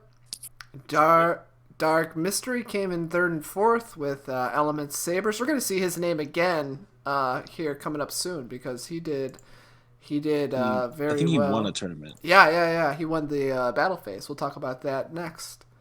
Okay. So it was a good weekend for him with Element Sabers for sure. Yeah, he's still playing Sorcerer's Conduit. To be fair, he's gonna trigger it with Unending Nightmare and Mirror Wall. Yep. I don't know about that. Don't know about that, to be fair. It's good, but I don't know. I don't know. It's kind of too slow for myself. Like, it's nice to having back row and stuff, and you can wait, but I think it's kind of slow to not get the Alistair when you want it with the Cosmic. Yeah. I agree. I would agree. Side deck looks good. Okay, Necrofear also came in the top 8 with Element Sabers. So many Element Sabers in the top 8. I mean, is this a sign of what the meta is going to be like, where Element Saber's still a thing? I think that is just a sign how poor the community is. I think, not more like because everyone in a new tournament would play something special, something new. Yeah. But like, it's a new box. Like a big box is all time so expensive. So, and I think E-Saber and Dark Dot right now are the cheapest decks. Besides the Shiranui maybe. But E-Sabers is then a bit better, I think. So, I think the most of the community, 80% of the community, still has the old deck. So that's why we see a lot of E-Sabers. I would say you're absolutely right. Ooh, he's playing Bad Aim too. I know you like Bad Aim. Oh, I love Bad Aim, but right now I don't like Bad Aim. In current meta, I don't like Bad Aim. Yep. MA came in top 8. Dark Magician. That's a very standard Dark Magician list. He was playing Clash though. Clash is interesting. That's something I really haven't seen a whole lot of. I like the Clash right now because a lot of cards gonna destroy your monsters. Like he was expecting that maybe, like Judgment Dragons and stuff, and you can just chain the Clash. Then he lost 1,000 life points, has just a small JD on field, and then he could go next round into 2k damage when he runs over it. So I can understand the Clash. And honestly, like his deck is like, so the way that his deck is set up is like super smooth in terms of like how the side deck.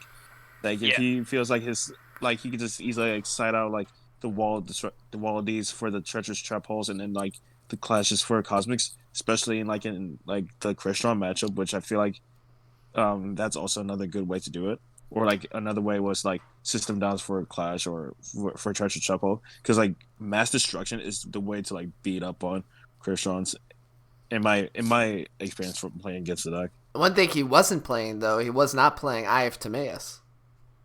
Yes. Yeah, so I don't know. Interesting. I don't know what his out to Casitas was.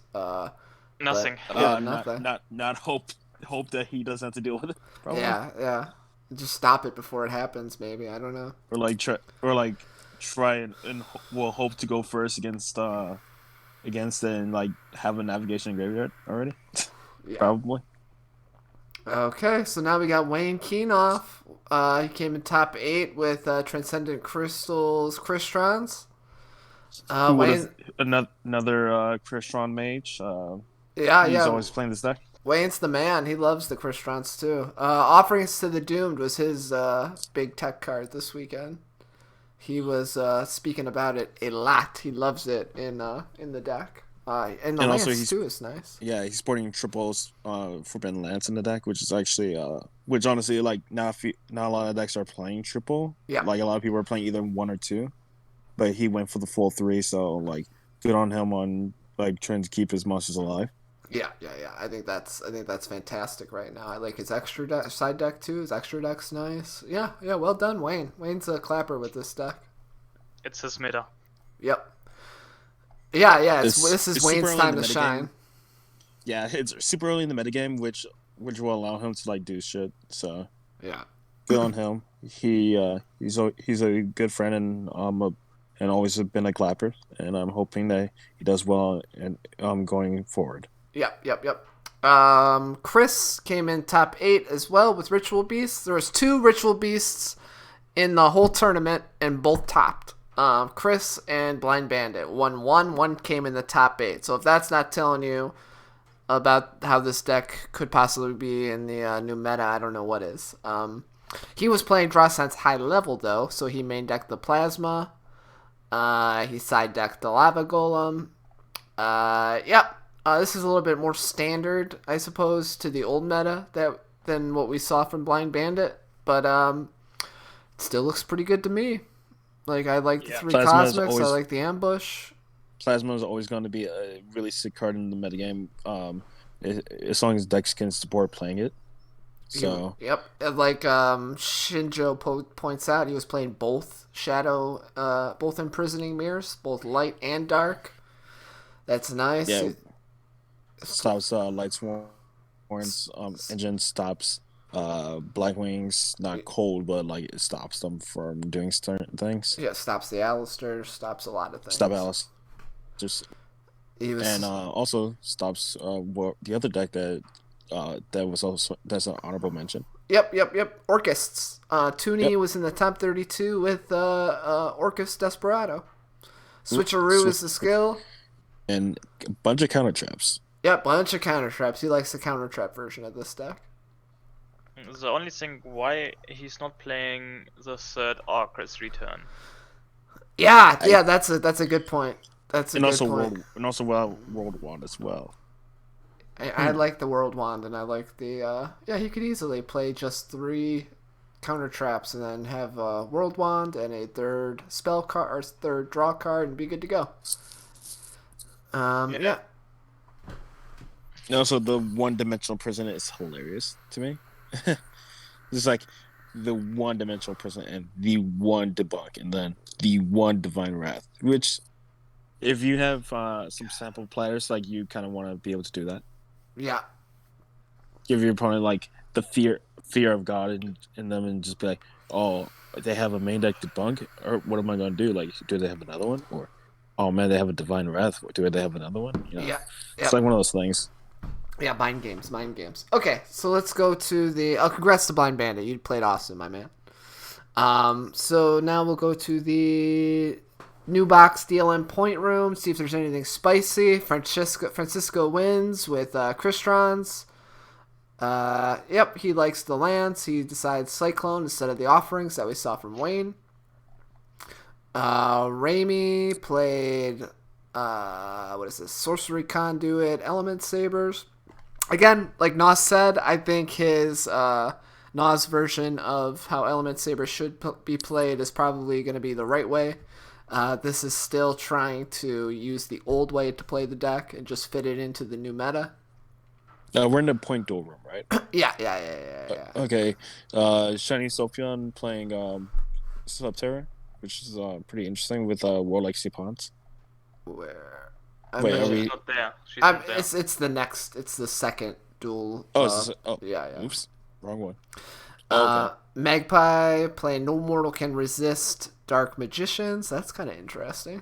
Parallel Twister, Current. He's playing just so many one-of techs. Like, it's crazy. It's amazing that he did so well in this tournament. Yasser played Thunder Dragons. This lineup's kind of interesting. I like the Badra. The Spirite seems pretty good. But a lot of one-ups, too.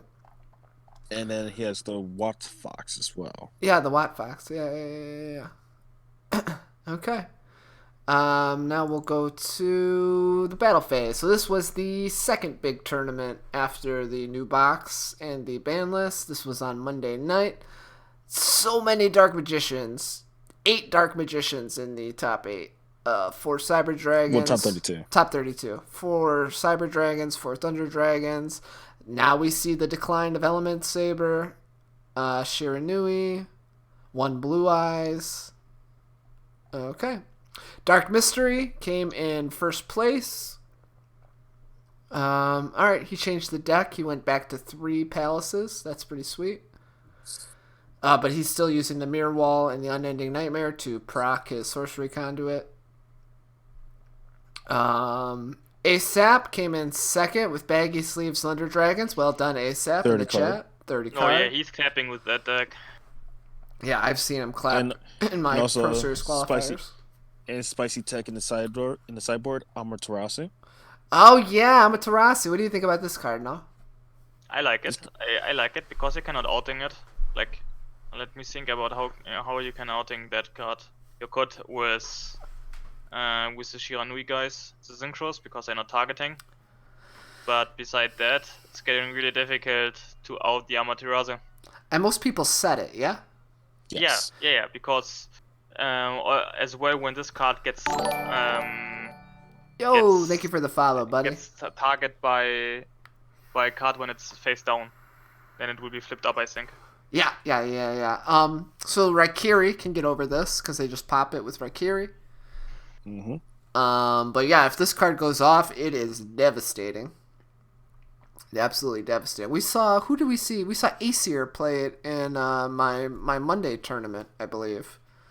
Or Mythiart's Monday tournament. Yeah, he played this, and the field was absolutely crazy. He popped 3 cards and 2 back row, I believe, or just 3 monster cards. It was nuts, though. Okay, Mordecai came in the top 4 with Cyber Dragons. All right, he likes the Cybernetic Fusion support. That's kind of interesting. This is like one of the more streamlined lists, like playing 3/3/3s and then like the one Cyber Dragon and like the one Cybernetic Fusion support. Like those are the only 2 1-ups that he plays, and like they're one of the more easier cards to easily just cut. Yeah. For Chaos Hunters and stuff like that. Yeah, 100%. And then big side deck choice was Psycho Reader, Ally of Justice. It can it's a hand trap which you can discard it and just murk 2 light monsters out of your opponent's graveyards and banish them. Oh yeah, so that's good against. Yeah, I assume he was thinking there was going to be Light Sworns or even Blue Eyes. Yeah, Blue Eyes. Because you can use it in response to their Silver Scribe, which I don't know if any of them play, but it's there. It's there. Parizo was playing the Dark Lord, Lightsworn list. Yep, this is pretty much exactly the list we've all been seeing from Dark Lords. It's still bad. I don't know why he's playing just one Naston. I'm not feeling good with that. Yeah, I've been seeing a lot of people playing at least 2 Naston. I've seen 3 Nastons in some builds of this. But without Ixchel, at least 2 Nastons seems like the way to go. Oh, but he was playing Desire and Morningstar. Usually people side the Desire now and main deck the Morningstar and then play the second Naston. And then 3 Umduk as well. Yeah, 3 Umdusk. Umdusk is the main card. Yeah, it's really nice in this thing with Brigade. And unlike Sniffus, he's only sideboarding 1 skill, which is no mortal can resist. Yep. 2 Lancia, 2 Needle Sealing, still nice.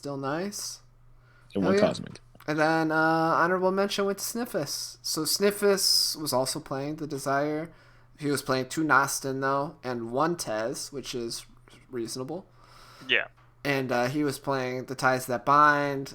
Oh, he was playing Mind of Planet. Was he main decking No Mortal Can Resist? Okay. Yes. So this was for the Mirror, I assume, Ties That Bind? Yeah. I believe so, yes. This was for Ritual Beasts. Typhoon. What is the Typhoon Mind.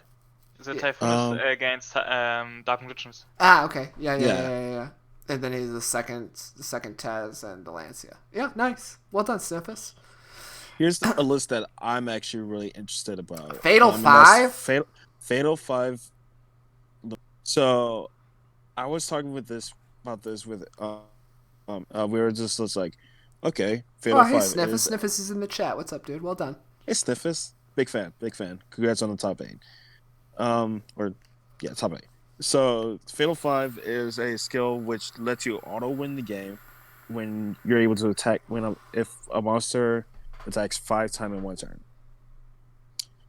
This skill combined with Cat Dancer, can actually pull out of nowhere victories if you're not just straight up winning the game. I mean, but at what point do you not attack 5 times and just win the game by the attacks?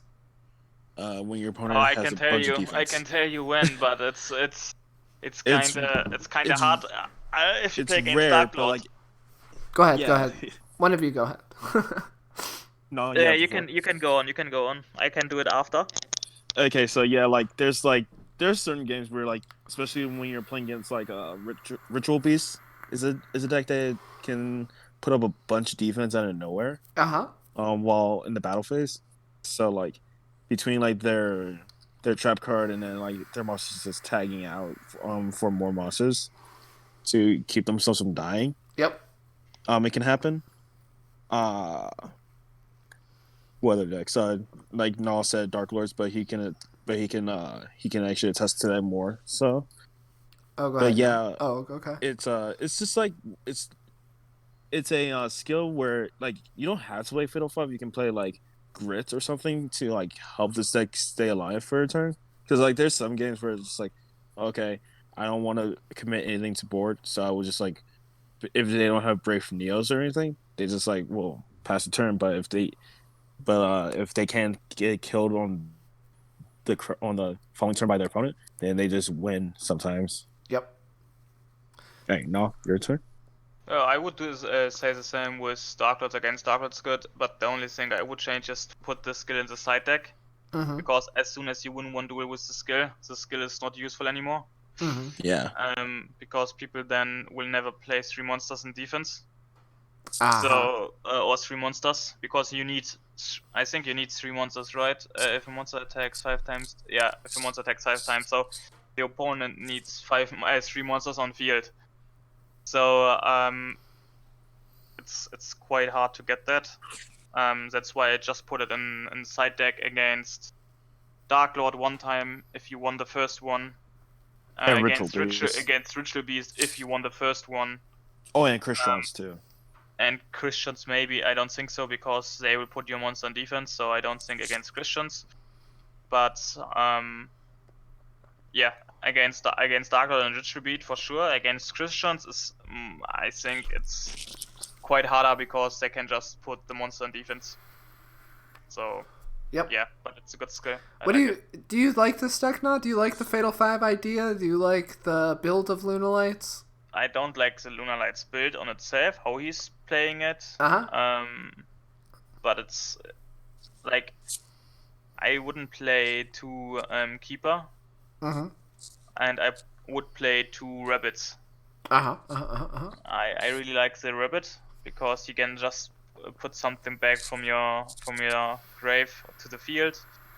And then I would play with this skill. If you're losing 1,000 life points, you can get polymerization to your hand. Yeah. Master of Fusion. Yeah, that's why I play the Rabbit on 2. But if I would side into Fatal 5, I would side out the 1 Rabbit as well. Okay. Yep, looks good to me. Okay. We'll talk about the last DLM point battle room, and then we'll go into the tier list. So we saw Set Pass Scoop win with Kristrans. Is this the second we've seen Kristrans win one of these point battle rooms? That's crazy. Francisco got second place in too, playing Kristrans. Yep. Oh, Francisco second place with Kristrans? Crazy. Buns ties for third with Black Wings, and this is exactly how I would play it. You could either do a third Gale or you could do Steam now. Both seem pretty good to me. Extra deck is perfect. You don't know what it's tied with. What it's tied with? Kristrans. Another Kristrans deck. Okay. Tournament 2, ASAP again. He wins with Cyber Dragons. Looks good to me. Streamlined. A Shiny Sophion. Okay, this is the Subterror list we were talking about. Yeah, she brought it with the World Legacy Pawns, which is interesting. Yeah, it's one of the. So nothing too exciting about Subterrace. It's Subterrace. Yeah. Oh, let me get back. And Zed King with third place with Sorcery Conduit, E-Sabers. Yeah, well done, Zayd King. Well done. Okay. With the only way to like lose life points is Mirror Wall, which Yeah. is interesting. That's interesting. Yep. Okay, so let's get back. Okay, so now we're going to talk about the tier list. Let me just see something real fast. Okay, so let's go to this tier list. So, all right, NaW. So last week, this is what you had. This is March 4th. Let me update this.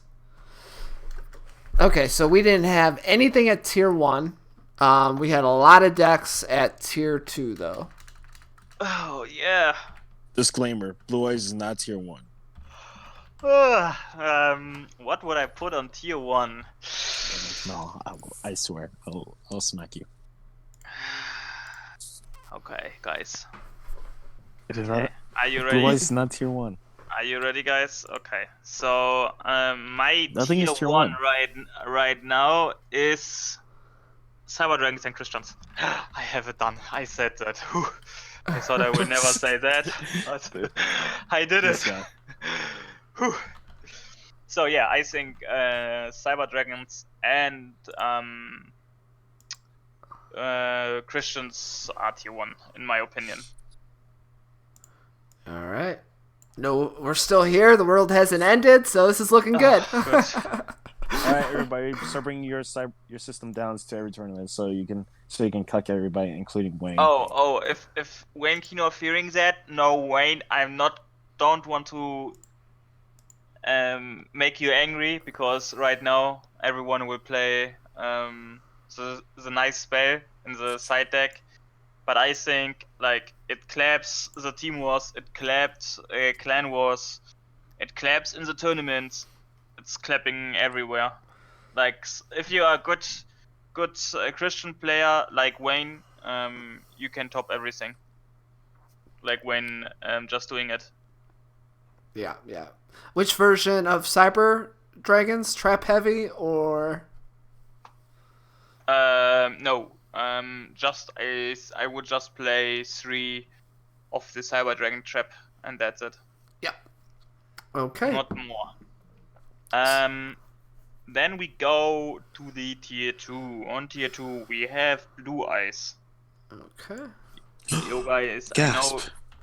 know you maybe don't like it, but like if you're never testing that out, you will never see that. I really liking it. I'm just losing to Cyber Dragons. Like if they're starting and have everything. But I mean, if they're starting and having everything, they will win anyway against everything, like against every deck. So it doesn't really matter. Tier 2 is Shiranui. Tier 2. Yeah, we are okay. Shiranui, but we can let that on the bottom part. It's fine. Shiranui, we good with that. Then on the upper part of tier 2 is Ritual Beast. Okay. Like to be fair, we could put Ritual Beast on tier 1 as well. I would be fine with that. Yeah, same. Especially with the Laras. So yeah, just put tier 1 Ritual Beast. Okay. And then what do we have? We have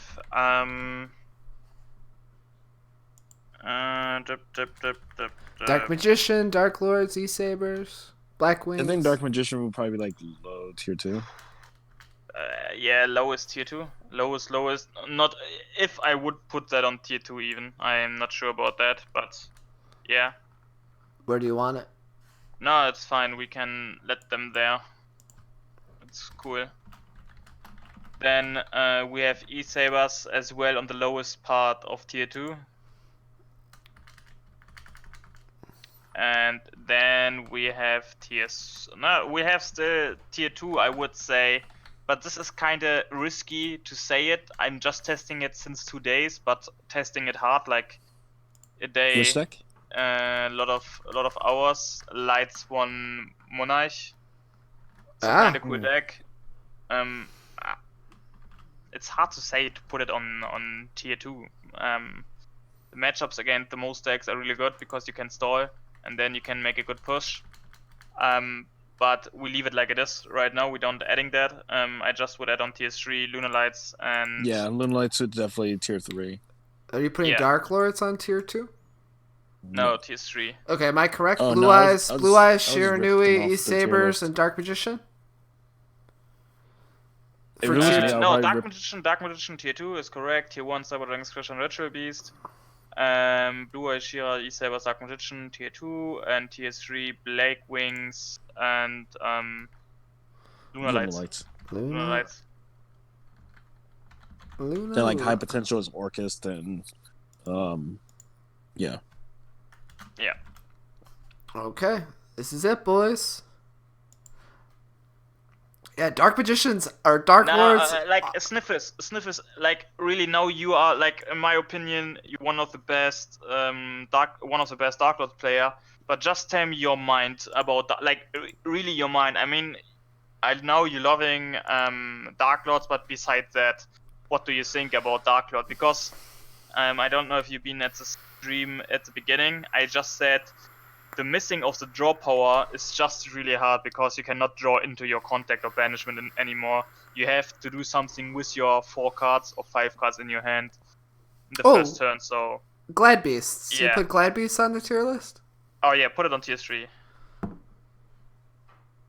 Yeah, it's a good call. I forgot about the good old. Oh, TD not tiered. Oh, ASAP. Yeah, I would tier Thunder Dragons as well somewhere. Make it on Wait, tier where? 3. Make it on tier 3. Wait, what was the complaint? Thunder Dragons. Thunder Dragons, yeah. Oh, Okay, Sniff Sure. is answered. I don't know. I feel like the engine adds the grind game again. Mobbery, the reason is nobody's playing that. That's the only reason. Yeah, like, I don't know. Like, Blackwing could be tier 2, but I don't feel Blackwing. I don't know. It's a good Christians out, but I don't feeling it now. Instead of drawing into contact, banishment, you mill them. Yeah, but Sniffers, if you mill them right now, you still need a nest in hand. Like, you cannot draw something. Like, your drawing is completely dead. That means you have, let's say, 4 cards, and if you're milling them, then you need the Nesten or the contact. And for the Nesten, you already need 2 other cards, like 2 other monsters. And then your hand is kind of dead. Like, we know then you have a Raiden in hand, the Nesten is on field, and you can copy something. So you kind of end with nothing in hand, and with I would say, not a big field right now. Senna, thank you for the follow. But I mean, you as a pro, so anyone, don't get me wrong. If I'm wrong with that, that's just my feelings from the testing right now. Where is Dark Lord away, completely away? No, it's tier 3, right? Oh yeah, no, it's completely away. Okay. No, make it tier 3. Okay. But I don't feel it at all. Like, I don't know, but I never was a Dark Lord player, so the strength of a deck, you will just see it if you just play it. And I didn't play it that much, but I'm trusting what Sniffers is saying. Sniffers is a pro, he knows what he's saying. Okay, there you guys go. That's a lot of decks on the tier list right now. That's crazy. Yeah, we have a lot of decks which can be good, which can win something. every deck, like, the good thing about this format, because of all the changes and all the new releases, is that anything can win and anything is possible. Like, if it's able to be built in an optimal way, and it's piloted by the right players, it is good. That's what I feel like. Like, I'm gonna draw a comparison to the TCG right now. Like, literally, like, in the TCG, like, there's about 15 to 20 different decks that are all viable and they all are able to win. And that's how I feel about what's going on with Duel Links right now.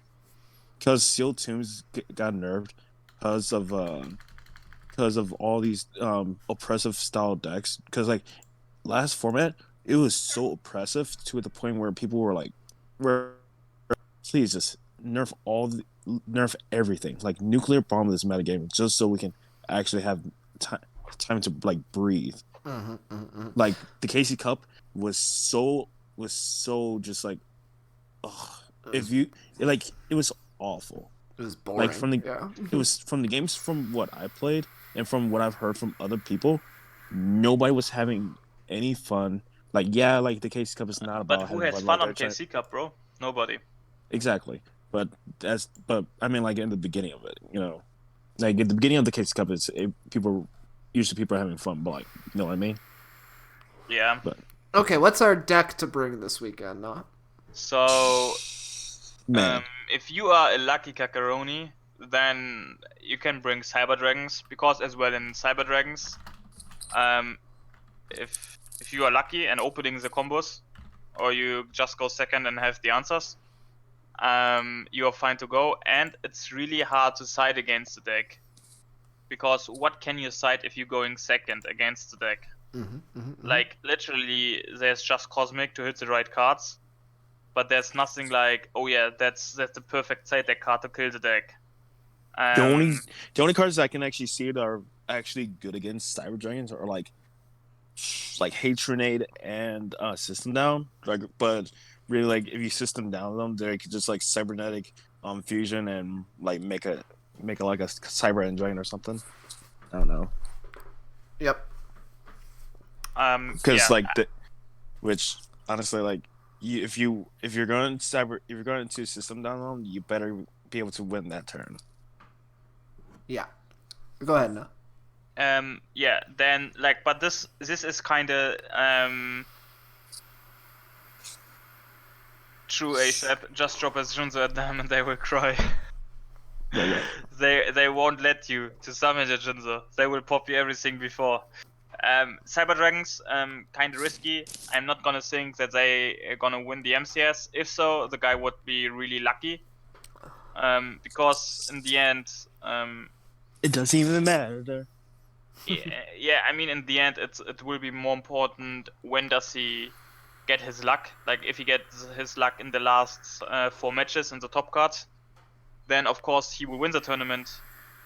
But if he already playing consistently and he got all his draws in the Swiss, then I don't think that Cyber Dragon's gonna win it, because Cyber Dragon as well has a higher chance to brick.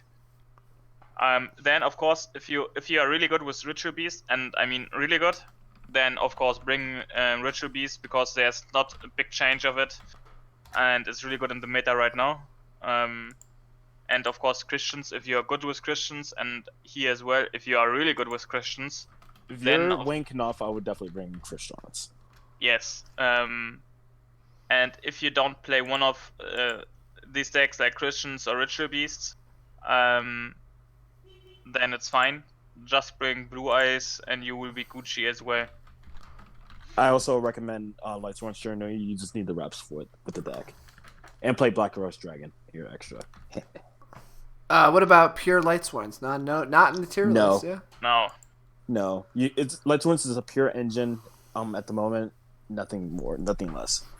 Unless we get data for spell specialists, even then, like, I still wouldn't recommend it being like being a deck to bring for a tournament.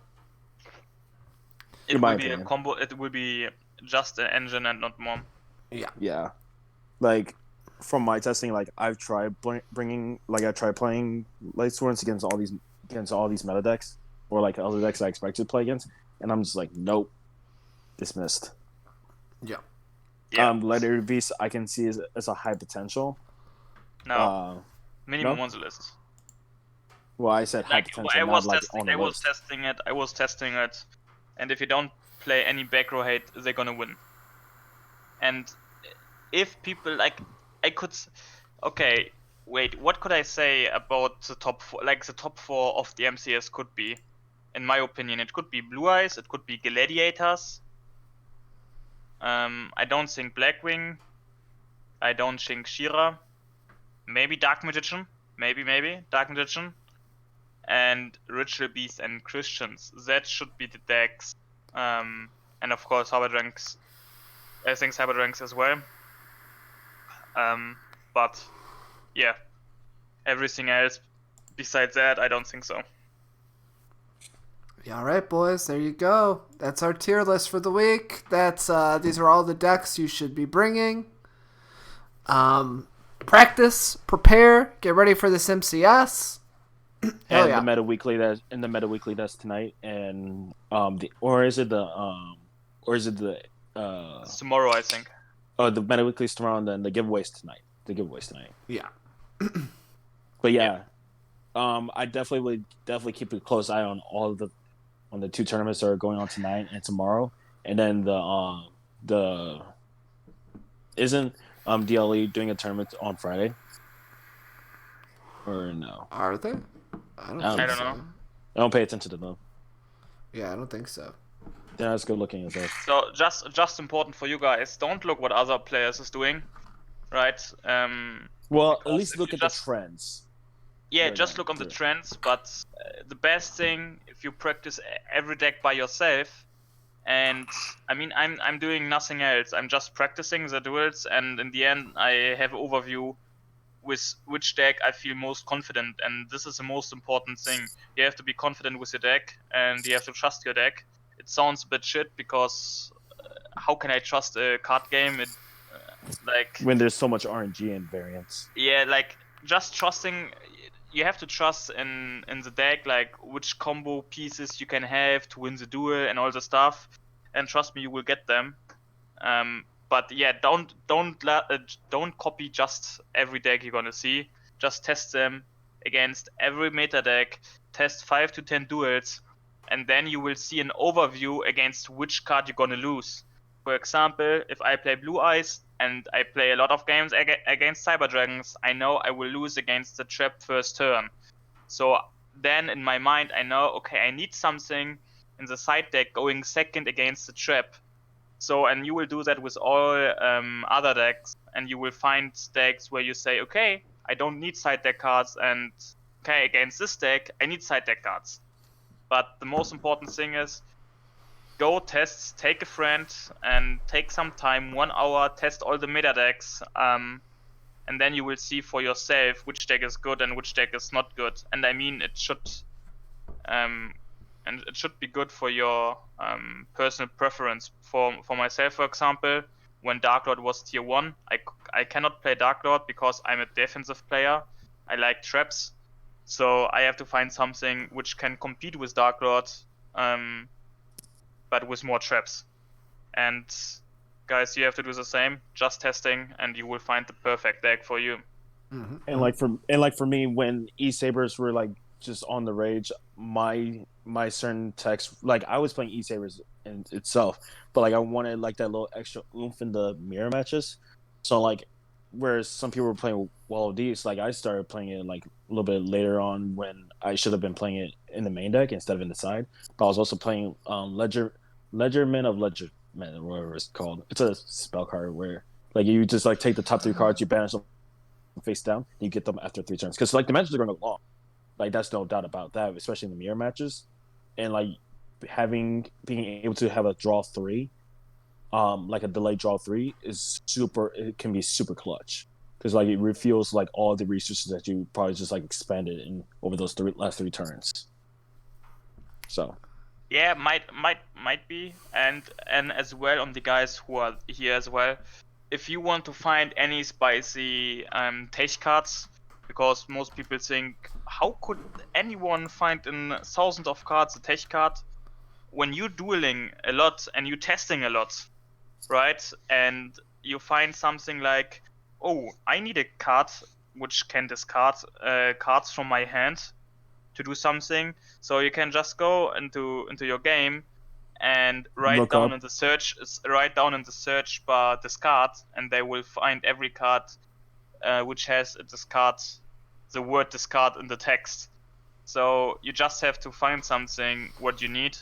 You find a problem, and then you have to think about a solution, and the solution you will just write it down in the game, it'll come to you. Search. Yeah, and then this is how I find any tech cards. I don't do something else. All right, boys. Do you guys have any questions for me, NaW, or Dragoon before I think we get out of here for today? Yeah, it was pretty good. Yeah, I'm excited. This was some good talk, you people. Yeah. So if you guys, we'll open it up to questions. If you have any questions, please type them. If And not, don't be afraid. There's no Yeah. wrong questions. yeah, that's for sure. Well, there's no stupid questions. I think that's the gist of it. Yeah, there's no stupid questions. You cannot make something wrong. Because everyone make mistakes, or everyone has at least some questions as well. Definitely. Is Dark Cavalry still okay? Dark Cavalry would be okay if they don't do something with my monster cards. Or like if the percentage is like lowered, but not like astronomically lowered. Like the Yeah. deck can, like, honestly, like the deck can probably still go, but like it can, but only depends on how badly the percentage is for my monster cards. My hope is that it doesn't get like go down too much. Like I was hoping for like a higher 60% for it, and lower 70% if it's going second. So Yeah. I think the same. It has to be above 60%. Otherwise, it's a 50-50. yeah. Like, and you don't want we to don't- play the 50 gamble. Well, hell no. Darkstar asks, "Now, what were you gonna bring to the MCS?" I don't gonna play the MCS. But if I'm gonna play it, I play like right now. I couldn't play it. I cannot play the MCS anymore because I would play exactly the same list I played the last days. I just gonna change 2 cards in the blue eyes, but I would bring blue eyes.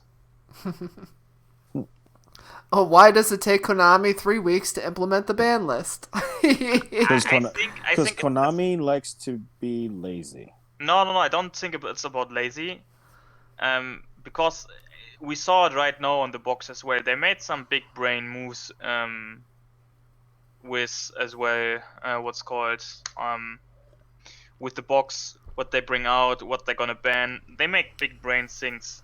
So we think Konami is lazy, but I just think they're gonna overthink everything 10,000 times, because if they make one mistake, then they have to react on that as well, right? If they just make one card 2 OP and we get something tier 0, they have to react on then and make an emergency banned list afterwards. So they're just gonna save that time to thinking more what they're gonna change. So it's fine that they're gonna wait a bit. I still hate that. Yeah, I'm angry on that as well, but I can understand that. Because nothing will be going from one day to the other. Did you talk about, is Dark Cavalry still okay? People wants to give players time to take a credit. I don't understand that. People wants to give players time to take a credit. Okay, Konami is give people time to talk and see how they react to list. Yeah, but I think it is the longest time we wait on the banned list, if I'm not wrong. I think it is. Yeah, it's the longest time we wait for a banned list right now. Because after the ban list, we get the Casey Cup, because it is at the end of this month, right? I mean, the ban list starts on the 25th, right? 24th. Well, actually, 24th? I think it'll be implemented the 18th and the 20th. 18th to the 20th. Okay, and then we have then we're also getting a mini box at the end of this month as well. Like within the next 2 or 3 weeks. Yeah, something like that. Necraz, it's gonna be a boys. Clip it right now and tell me if I'm wrong. But how you know that, Sniffus? Because I think they knew that Subterror with Mass Tribute will be good, will be the OP deck, because beside that there wasn't. I'm not sure about that because I didn't play it in that time. I didn't play Duel Links. But what was the other meta deck next to Subterror? Was it something Red else? Ice? I think it was Red Ice or something like that. I don't know. I don't know. I can't remember. But I think the devs. This game is speed devs just bullshitting. I mean, I don't know if there was another tier 1 deck or another playable good deck. on there. Once. Do not release quirky. Yeah, I mean I think some decks Konami didn't know what they're gonna release if they release certain cards. But I mean nobody is perfect. Nope. And What? we have so many Okay. brick brains here.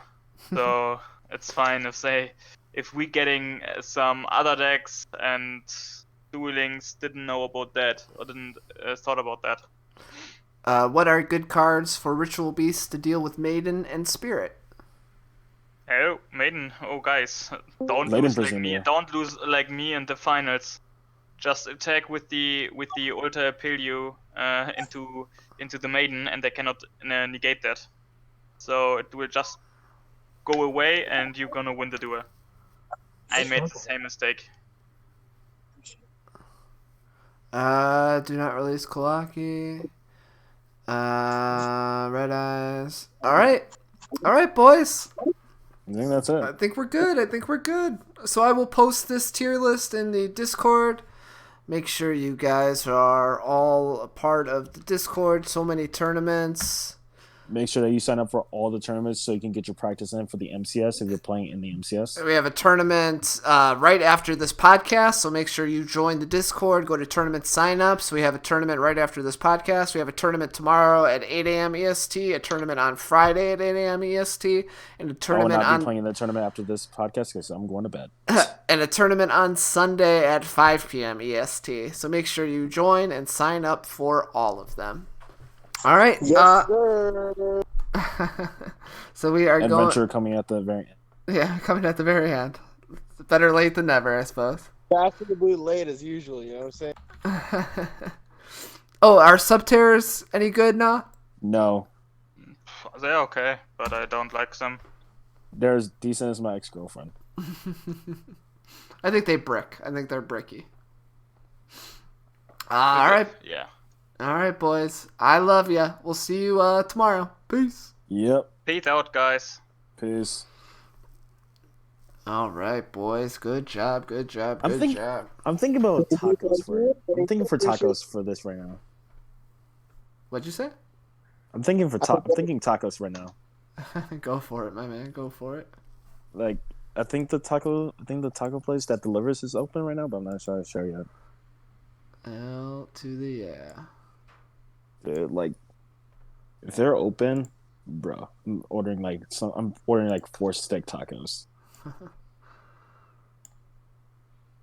Okay, guys, I got a little bit of work to do here, so I will check you guys a little bit later. Thank you guys for all joining today. No No problem. worries, bro. I didn't even know you guys had a podcast. I'm so sad. Yeah, we do Yeah. 10 a.m. EST on Wednesdays. I can't do that because I work a regular job Aw. across the globe. Yeah. Dude, you know how My many job things lets me say get off about work at 6 a.m. decks? I could provide so much content. I would be in here yelling yes sir and saying that transcending crystal sucks. In what? Crystals. But hey, see you guys. I gotta hop out. Yeah. Peace See you out. later, alligator. Later, guys. You going off as well? Yeah. Oh, maybe. I think I'll join you guys in CH in a little bit here. Yep. Okie Okay. dokie, guys. Then see you later, alligator. Later, Bye-bye. boys.